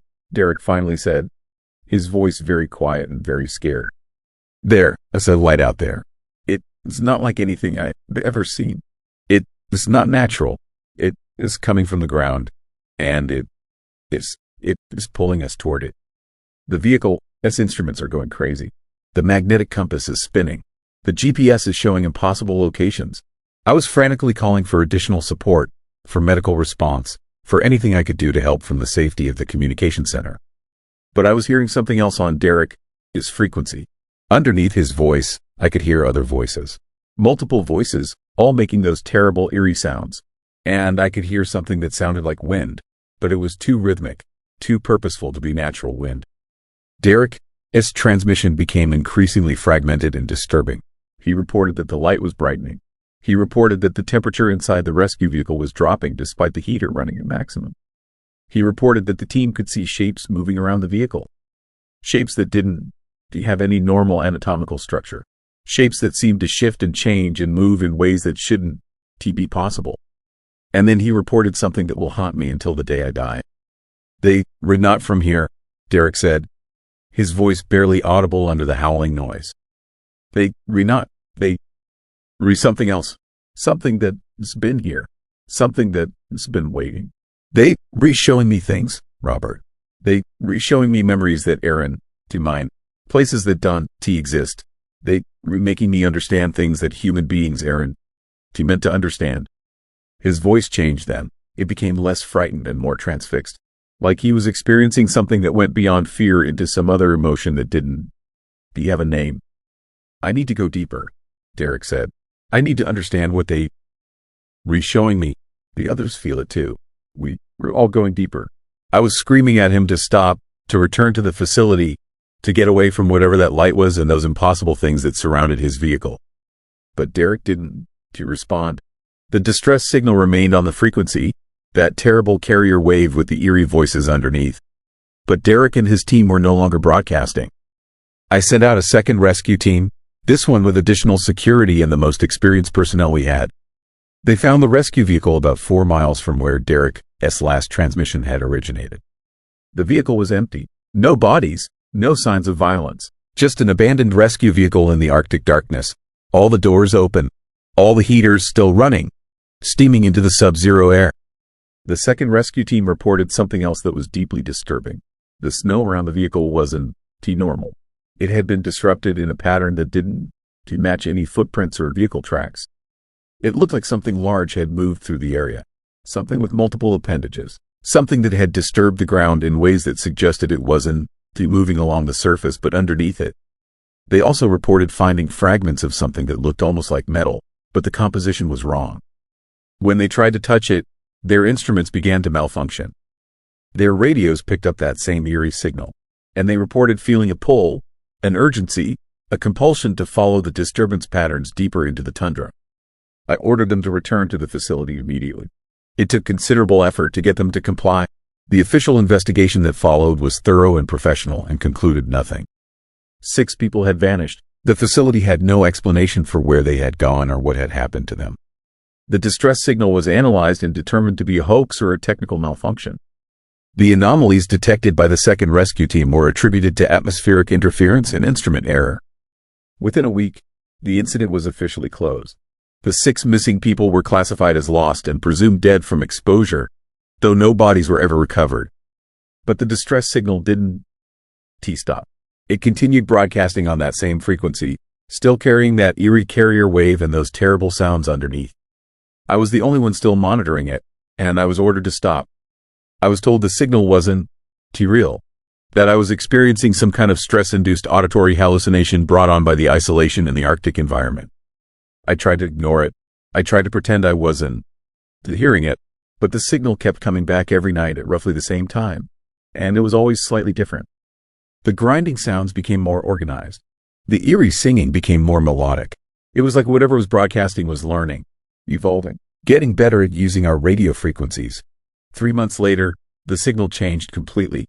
Instead of just sounds, words began to form. Broken English, distorted and wrong, but unmistakably words. Come, the signal broadcast. Come deeper. Come understand. Come become. Come join the deep where the truth waits. Come where the cold doesn't matter.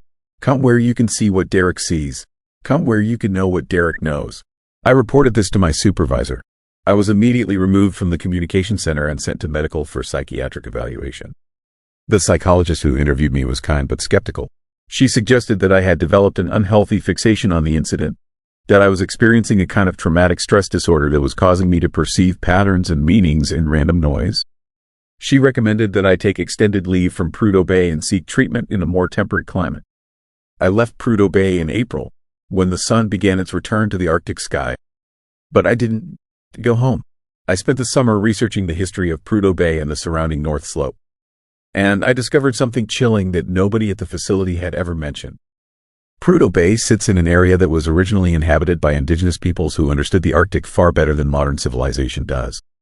According to historical records, the indigenous populations had avoided the specific region where Prudhoe Bay was built.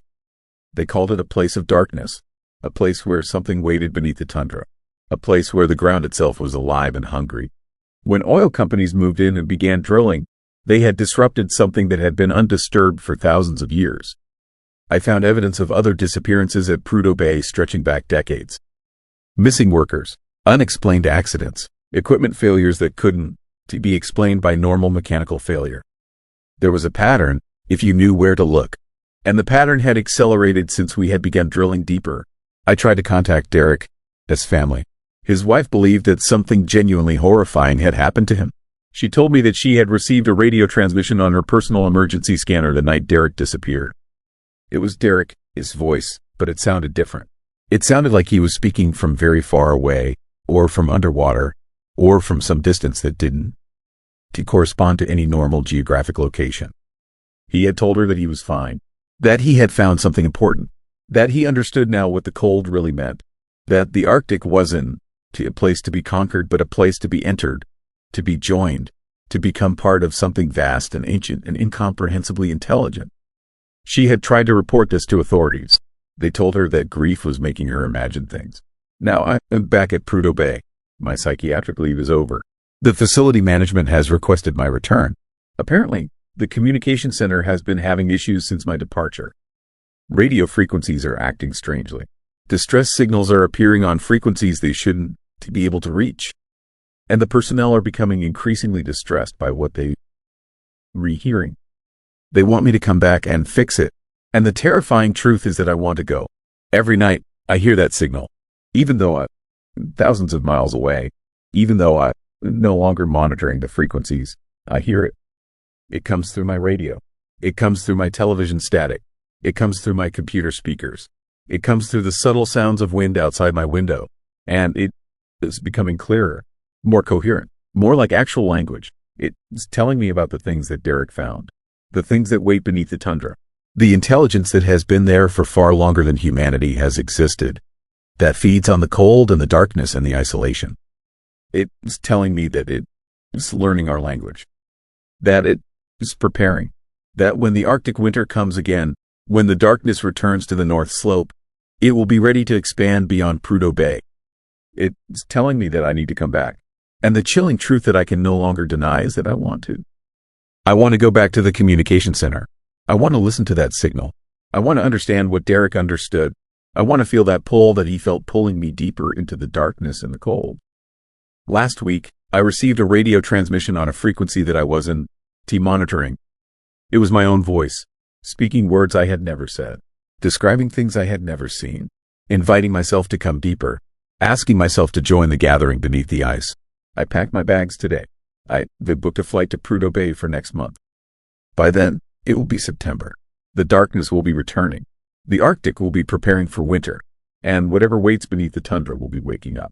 I don't know if I'll come back from this trip. I'm not sure I want to. Because the radio keeps broadcasting, and the signal is getting stronger, and the voice sounds more like Derek every single time I hear it.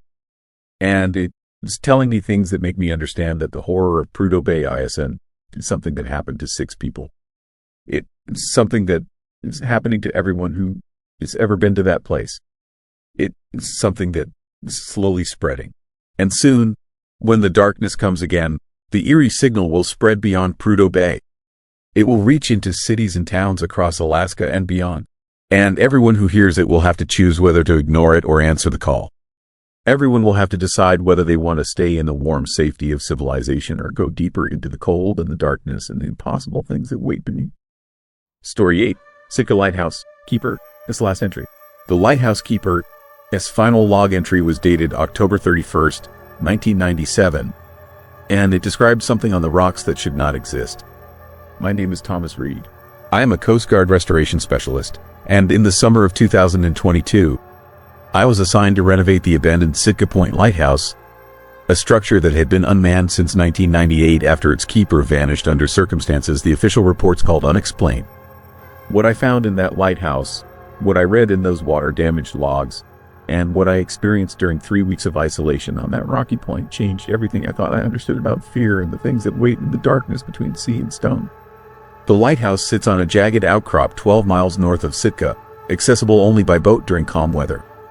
It had been automated in 2000, then decommissioned in 2015 when newer navigation systems made it obsolete. My job was to assess structural integrity, document historical artifacts, and prepare recommendations for either preservation or demolition. I arrived on a Tuesday morning in late June. The structure was exactly as described in the files. 50-foot tower, attached keeper, his quarters, storage building, everything built from stone and iron to withstand the brutal Alaskan coastal weather. The place felt wrong from the moment I stepped onto the rocks. Not dangerous, not unstable, just wrong, like the air was heavier there, like something about the lighthouse pushed against your presence and wanted you gone. The keeper, his quarters were in surprisingly good condition, minimal water damage, most furnishings still intact, and there, on a desk overlooking the ocean, sat the logbooks. Leather-bound journals documenting daily operations going back to 1946 when the lighthouse was first commissioned. I spent the first 3 days cataloging structural issues and photographing the interior. Cracked foundation stones, rust on the iron staircase. Normal deterioration for a building exposed to ocean weather for 76 years. At night, I slept in the keeper's quarters, listening to waves crash against the rocks and wind howl through gaps in the stone walls. On the 4th day, I started reading the logs. Most entries were routine. Weather conditions, ships passing, maintenance performed. The handwriting changed over the decades as different keepers rotated through. But one keeper's entries stood out. A man named Robert Hastings. He had been assigned to Sitka Point in January 1996 and was the last person to occupy the lighthouse before it was automated. His early entries were normal, professional, but starting in April 1997, the tone shifted. He began noting strange occurrences, items moved, sounds at night that did not match ocean or weather. His dog, a retriever named Copper, acting disturbed, barking at the rocks below the lighthouse, refusing to go outside after dark. By September, the entries became more disturbing. Hastings wrote about seeing shapes in the water. Not whales or seals, something else. Something that surfaced near the rocks and watched the lighthouse. He described it as massive. Said the water displaced around it suggested something at least 30 feet long. But he could never get a clear look. It only appeared at dawn or dusk when the light was uncertain. Then came the entry from October 15th, the one that made my hands shake as I read it. Hastings wrote that Copper had disappeared. He had let the dog out at 6 in the morning like always. Heard barking, heard it turn into something else. Not yelping, not pain, just sudden, complete silence. He ran outside and found the leash snapped. Copper was gone. No blood, no tracks, nothing except disturbed rocks near the edge of the outcrop where something heavy had dragged itself from the water. The next 2 weeks of entries were frantic. Hastings searching the rocks, calling for his dog, finding nothing, but he kept seeing the shape in the water, kept feeling watched, kept hearing sounds at night. scraping against stone, wet, heavy movement, and breathing. He wrote about hearing breathing outside the keeper, his quarters. Deep, rhythmic, like something massive drawing air through gills or lungs that were not quite right. The final entry was dated October 31st, Halloween. The handwriting was barely legible. Hastings wrote that something had come out of the water, had climbed onto the rocks during the night. He had seen it from the tower window. Described it as wrong. Said it moved like a seal but was too large. Too long. Said it had appendages that looked almost like arms. Said its head was the worst part. Almost human in shape but covered in something slick and pale. He wrote that it had copper, or something that used to be copper.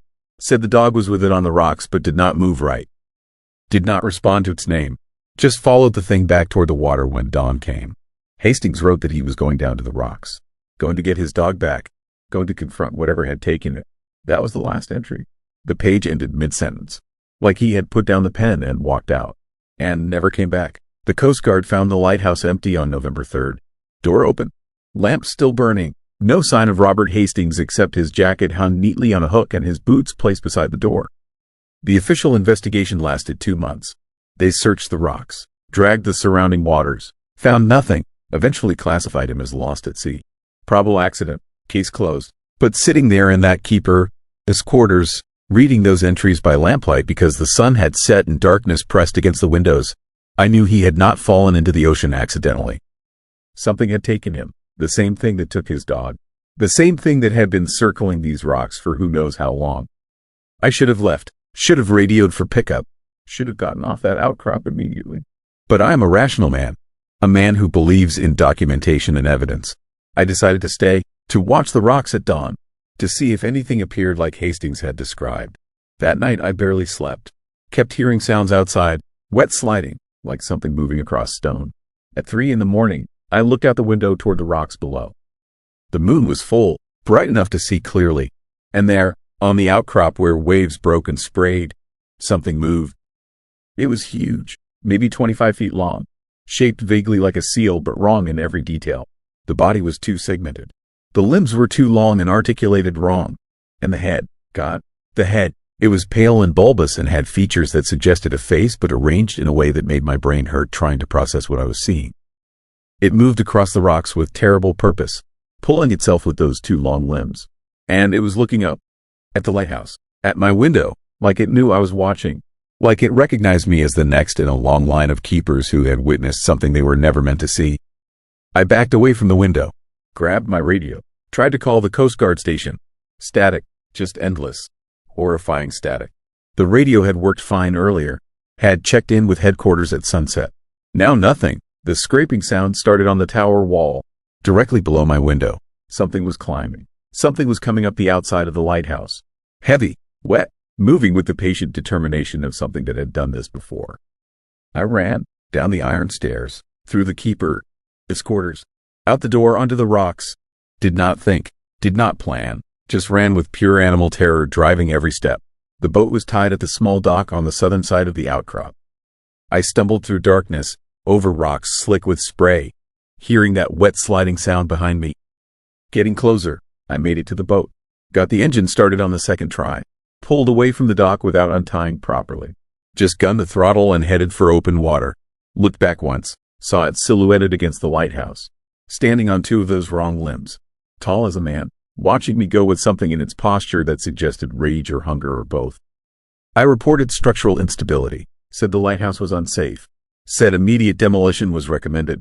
Never mentioned what I saw, never mentioned the logs. Just filed my report and requested transfer to any assignment that did not involve isolated structures on the Alaska coast. They demolished Sitka Point Lighthouse in October 2022. Used explosives, brought the whole structure down into the ocean. The rocks are still there. The outcrop remains, but the building is gone, turned to rubble and scattered by winter storms. I kept the final logbook, took it before they demolished the site. It sits in a locked drawer in my apartment. I have never shown it to anyone.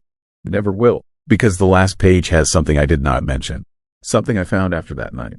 After I ran, there is an entry after Hastings, his final words. Different handwriting. Crude, like something had tried to mimic human writing without fully understanding how. It was dated November 1st, 1997, the day after Hastings disappeared. All it said was, he stays. They all stay. The rocks are hungry. The water remembers. I do not sleep well anymore. Do not work isolated assignments. Do not go near the ocean if I can avoid it, because I know what waits on rocky coasts where lighthouses once warned ships away from danger. I know what moves between sea and stone in the hours when darkness and water become the same thing. Robert Hastings never left those rocks. His dog never left. And something down there has been waiting for decades, patient and hungry, for the next keeper to arrive. The next witness to climb that tower. The next person to learn that some things that come from the ocean were never meant to surface. And once they take you, the depths do not give you back. The lighthouse keeper, this final log entry describes something on the rocks that should not exist. And on the night I saw it for myself, I learned that some warnings are written by men who knew they were already lost, hoping their words might save whoever came after. I survived by running, by choosing fear over curiosity, by understanding that documentation and evidence mean nothing when faced with something ancient and patient and utterly inhuman. The lighthouse is gone now, scattered across the seafloor, but the rocks remain, the outcrop endures, and something still waits there in the deep water, watching for lights, listening for footsteps, ready to claim the next keeper who stays too long. Story 9. Palmer Cold Case, a family secret under the ice.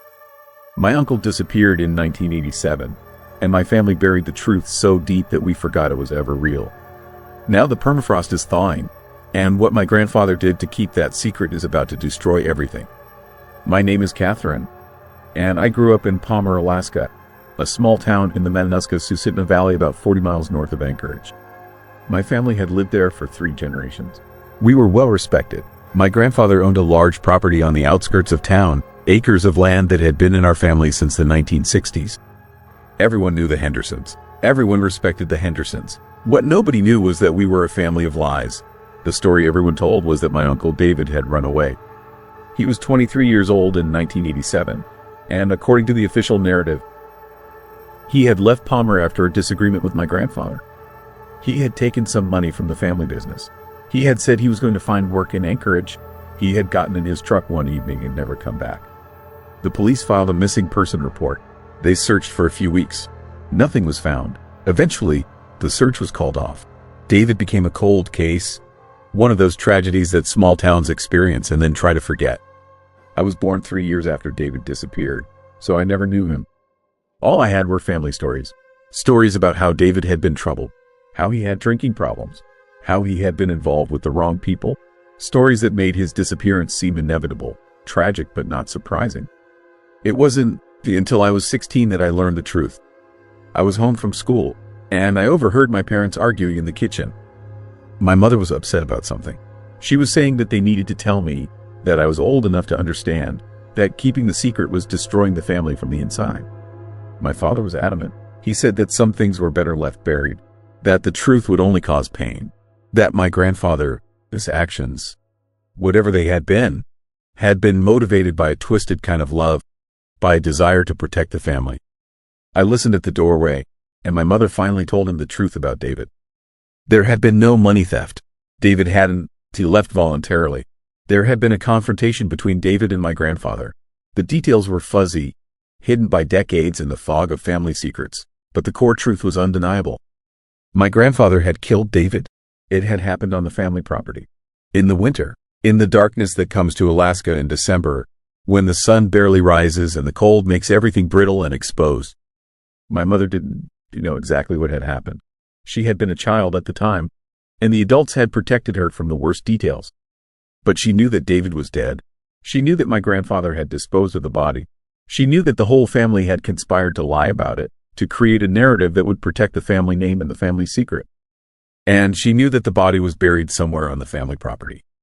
I felt sick, physically ill. My uncle, someone I had never known, someone who should have lived a full life, was buried in the frozen ground beneath my childhood home. I confronted my grandfather about it. I was 16 and angry and righteous in the way that adolescents can be when they discover that the world is far more complicated and terrible than they had believed. My grandfather was 82 at the time. He was a large man, intimidating even in his age, with sharp eyes that had never lost their intensity. He sat in his chair in the living room and listened to my accusations with a calm expression. When I finished speaking, he told me to sit down. What I did, he said carefully, I did to protect this family. David was not what you imagine. He was dangerous. He was violent. There was an incident. He was killed. And I made a decision that kept this family together instead of seeing it destroyed by scandal and violence and shame. You murdered him, I said, my voice shaking. I stopped a threat, my grandfather corrected, and I paid the price for that. Do you think I sleep well? Do you think I'd on to carry the weight of that night every single day? But it was necessary, and the secret has kept this family intact. I wanted to go to the police. I wanted to expose what he had done. I wanted justice for David, even though David was long dead and justice was impossibly far away. But my grandfather looked at me with such exhaustion and such finality that I understood I would do no such thing. He was right about one thing. Exposing the truth would destroy our family. My mother would be implicated. My father would be complicit by remaining silent. The family business would collapse. Everything we had would be torn apart by the truth. I kept the secret. I became complicit in the murder of my uncle. And I spent the next 30 years living with that terrible knowledge. Telling no one, carrying the weight of that buried truth like a stone in my chest. I moved away from Palmer. I built a life in Seattle. I became a lawyer, and I spent my career defending people accused of crimes, guided by an ironic sense of justice that came from knowing that the worst criminal in my life had never faced trial. My grandfather died in 2003. I was at his funeral, and I felt nothing but a complicated mixture of grief and anger and relief. The man who had killed my uncle was gone. The secret should have died with him, but secrets dawn to die. They persist, they fester. They wait in the frozen ground for the moment when the ice melts and they re-expose to light. In 2017, I received a call from a detective in Palmer. Her name was Sarah Chen, and she was investigating a cold case. She was calling because a construction crew had been doing work on the property where I had grown up, the family land that my parents had inherited and eventually sold to a developer. The developer had begun clearing the land, preparing it for a housing subdivision. And the thawing permafrost had revealed something terrifying. They had found human remains. A skeleton, partially preserved in the frozen ground, dated to approximately 1987 based on the clothing and personal effects found with it. The detective was calling to ask if I knew anything about this discovery, if anyone in my family had any knowledge of how human remains had come to be buried on our property. I felt my entire world collapse. The detective wanted to meet with me. She wanted to know if I could help identify the remains. She wanted to understand how a person had come to be buried in such a careful, deliberate manner, under the permafrost where they might have remained hidden forever. I told the detective I would call her back. Instead, I called my mother. I asked her directly about David. I asked her for every detail she could remember about that terrible night. My mother was silent for a long time. The truth is worse than what your grandfather told you, she finally said. David wasn't killed in self-defense. It wasn't an accident. Your grandfather killed him because David was going to leave and take evidence of something that your grandfather had done. Something criminal. Something that would have destroyed the business and sent grandfather to prison. What did he do? I asked. I never knew the details, my mother said, but I know that David had found out. And grandfather decided that killing David was cleaner than going to prison.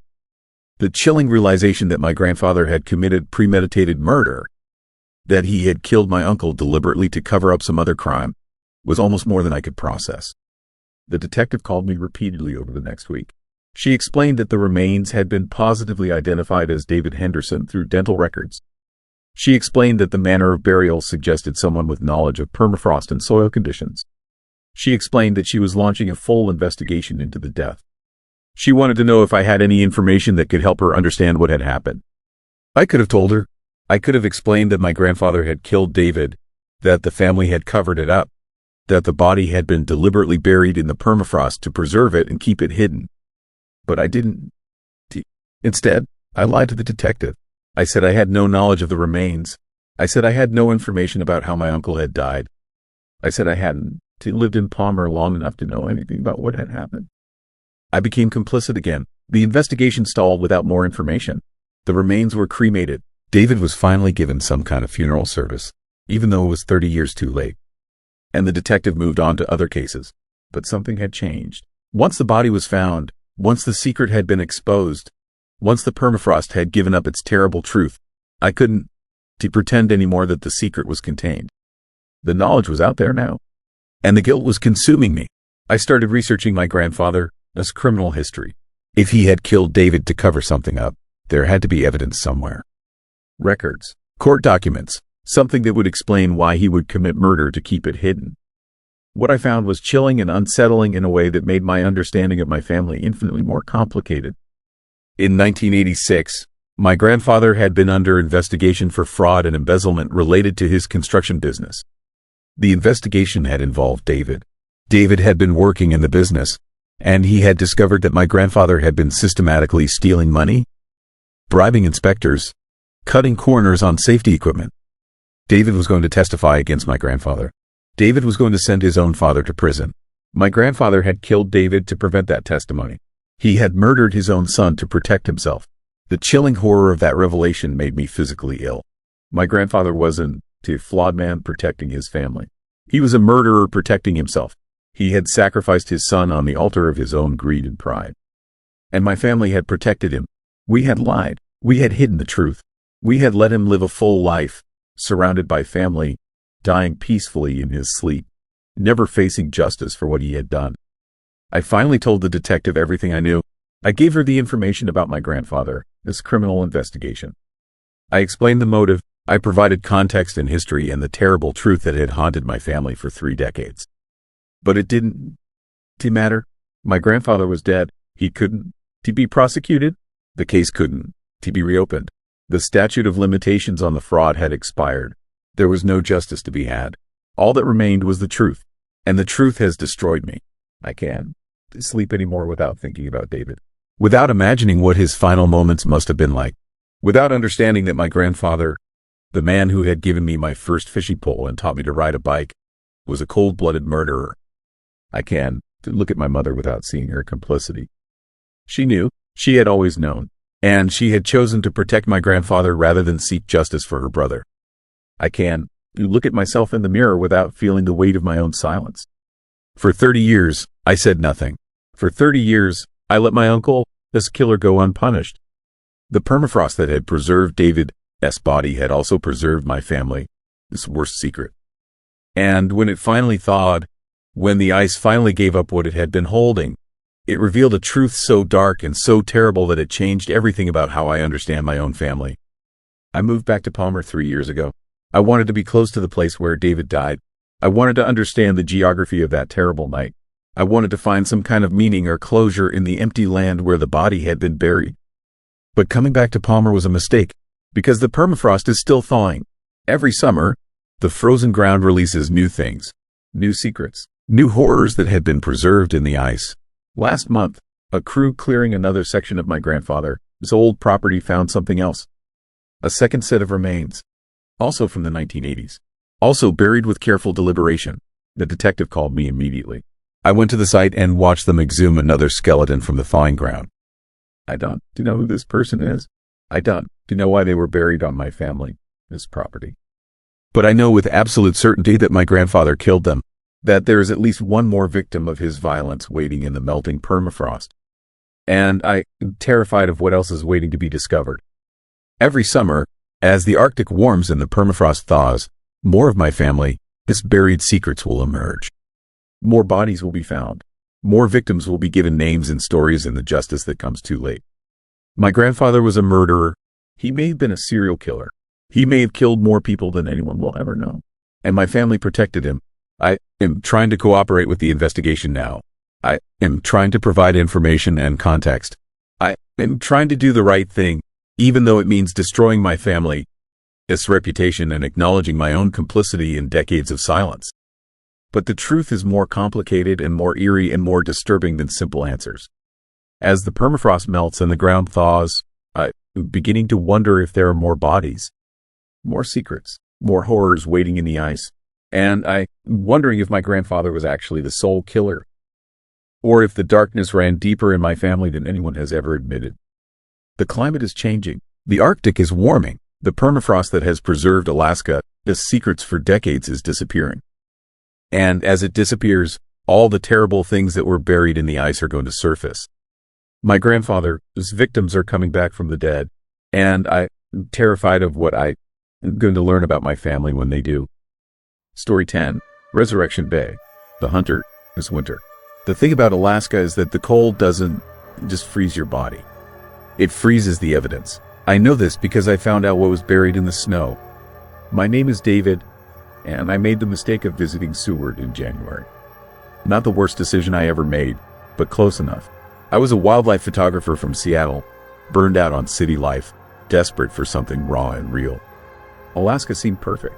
Wide open spaces, genuine danger, the kind of place where you actually feel alive because death is always waiting just beyond the tree line. I booked a hunting lodge outside of town, one of those remote places where you pay too much money to drink expensive whiskey and pretend you rugged outdoorsman. The lodge owner was a man named Thomas, mid-60s, weathered face like old leather left in the sun, hands that looked capable of breaking bone without thinking about it. Thomas had a story about the land that made my skin crawl the first time I heard it. This territory, he said, standing at the window of the main cabin, staring out at the wide expanse of forest, was hunted by someone else once. Long time ago. Very good hunter. Maybe too good. I should have left right then. Paid the cancellation fee and driven back to Anchorage. But I didn't. I was 38 years old, and I had spent the last decade taking pictures of regular trees for regular websites. The lodge was comfortable. The whiskey was good. And Thomas' story sounded like the kind of unsettling local legend that made a place feel authentic. That was my first mistake. Thomas told me about a hunter named Robert who lived in these mountains during the 70s and 80s. Not a transient, not a drifter. Robert had money. He had property. He had a private plane he kept at a small airstrip 2 miles from the lodge. He was respectable enough that nobody questioned why he spent so much time in the deep wilderness. Except Robert wasn't really hunting animals. Thomas didn't. He say this outright. He let me piece it together, which made the fear worse somehow. The way he paused before certain words. The way he looked past me instead of at me. The way his fingers tightened around his whiskey glass. Authorities found things, Thomas said quietly. Later, when they finally looked, when the family started asking questions in Anchorage, I felt something cold move down my spine that had nothing to do with the Alaskan winter pressing against the cabin walls. Robert had lured victims out here, mostly vulnerable people from Anchorage. Runaways, addicts, sex workers, people nobody would look for immediately. People whose disappearances could be explained away as typical of a rough urban life. He told them he would pay money for their company, for companionship, for someone to talk to during the long winter nights. Some of them came willingly. The lodge felt different after that story. The fireplace seemed to crackle in a menacing way. The shadows in the corners became too dark. The wind outside sounded like whispers. I tried to work. I set up my camera equipment. I photographed the frozen landscape. The trees looked sharp and skeletal against the white snow, like they were reaching up from graves. Every photograph I took seemed to capture something I hadn't noticed with my eyes. A wrongness in the composition. A sense that the wilderness itself was watching me. On my second night, Thomas mentioned something casual while preparing dinner. They found 17 bodies, he said, stirring something in a pot. Maybe more. The cold preserved them pretty well. He buried them in the snow, sometimes under rocks, sometimes in shallow graves he digged before the ground froze solid. The investigators couldn't search as thoroughly as they wanted. The land won. They let you. The cold sends people away. 17. The number hung in the air between us like a physical thing. They caught him? I asked, knowing I shouldn't. Knowing that asking meant I wanted to hear more. Eventually, Thomas said, he went to prison, died there years later. But here is what still creeps people out, even now. Not all the bodies were ever found. The search and rescue teams, they covered maybe 30% of this territory before winter set in that year. They never went back to finish. Too expensive, too dangerous, too many other cases to handle. I stared at the whiskey in my glass. The amber liquid caught the firelight and looked like it was glowing from inside. What happened to the lodge he owned? I asked. Thomas smiled then, and it wasn't the warm smile. You were sitting in it. The cold that moved through my body then wasn't metaphorical. It was physical, cellular. It felt like every nerve ending in my spine was screaming at me to leave. Thomas watched my reaction with the patience of someone waiting for water to boil. Don't worry, he said. I had the place cleaned. New owners, new energy, all of that. It is fine now. But the lodge didn't feel fine. It felt haunted.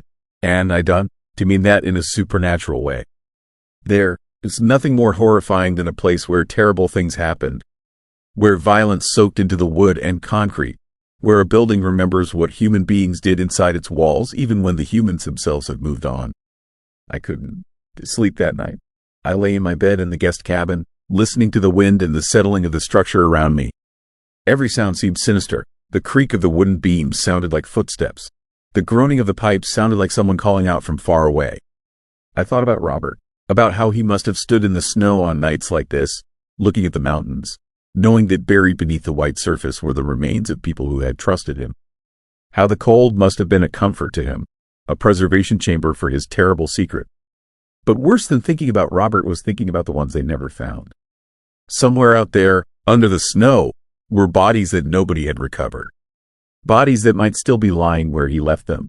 Bodies that the spring thaw might uncover decades later, or might preserve perfectly in the permafrost for centuries. The thought of it made my throat tight. Around 3 a.m, I heard something that made me sit up in bed. It was footsteps on the path between my cabin and the main lodge. In the dark, in the freezing cold, in the middle of nowhere, I moved to the window and looked out at the snow, my heart hammering. The landscape was empty. The footprints in the snow leading away from my cabin were my own from earlier in the day. There was nothing else. No shape, no shadow, just the eerie white expanse and the black trees. But I could still hear the footsteps, slow and methodical, someone walking back and forth, back and forth. I stood there watching and listening for 20 minutes before the sound stopped. The silence that followed was somehow worse than the noise had been. It meant whoever or whatever was out there had stopped moving. It meant they were standing still somewhere in the darkness, possibly looking back at my window. I didn't sleep. I sat in a chair facing the window until the gray dawn came creeping across the frozen landscape. And then I got dressed and went to the main lodge to confront Thomas. He was already awake, already dressed, already standing at that same window where he had stood when I first arrived. I heard someone walking last night, I said, keeping my voice steady. Outside my cabin, around 3 a.m, Thomas didn't turn around. That would have been me, he said calmly. I do that sometimes. Walk the property, check things, make sure everything is secure. At 3 a.m, I couldn't keep the skepticism out of my voice. In 20-degree weather? I like the dark, Thomas said, and now he did turn to face me, and his expression was perfectly blank.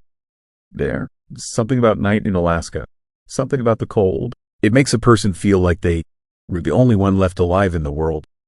Makes a person feel unobserved. Something in the way he said that word made my skin crawl. I am leaving, I said. Today, I am packing up and heading back to Anchorage. Thomas nodded like this was exactly what he expected. Before you go, he said, let me show you something. He walked to the back of the lodge, to a room I hadn't noticed before. A locked door in the basement. I didn't want to follow him, but my feet moved anyway. Terror has a way of making you complicit. It makes you go toward the thing you were afraid of instead of away from it. Thomas produced a key and opened the door. The room was cold, much colder than the rest of the lodge. The walls were concrete. There was a freezer in the corner, the kind you might find in a butcher shop.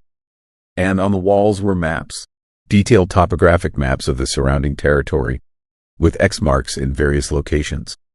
The ones they found, Thomas said, pointing to marks that were circled in red.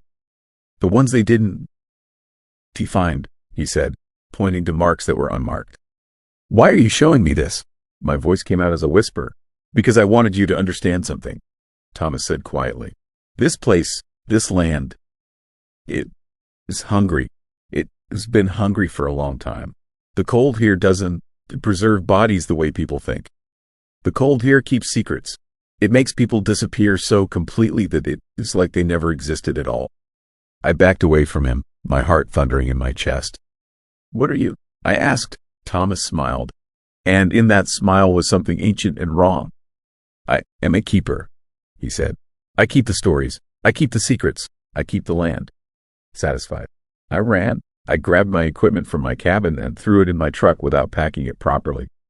I didn't care if my camera got damaged. I just needed to leave, needed to get away from that place before the sun set and the cold came back, and Thomas decided I was part of his story too.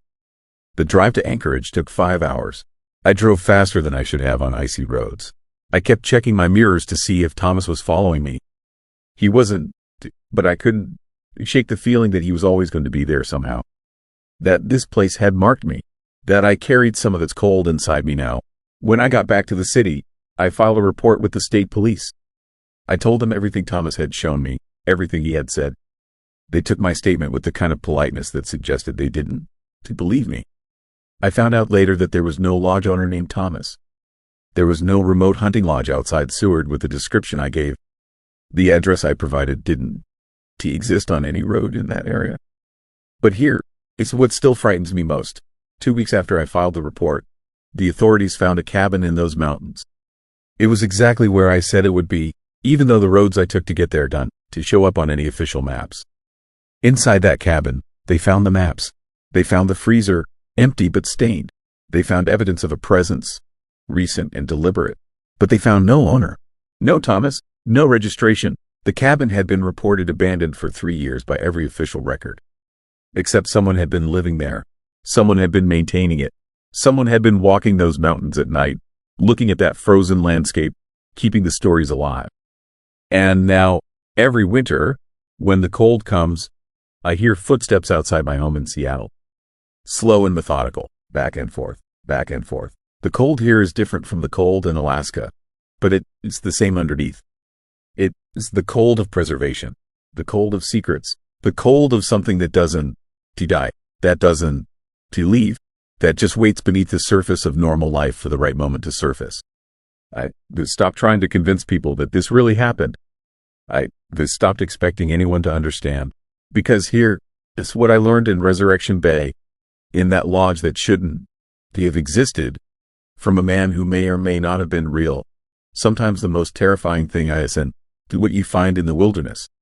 It's what the wilderness finds in you, and it never lets go.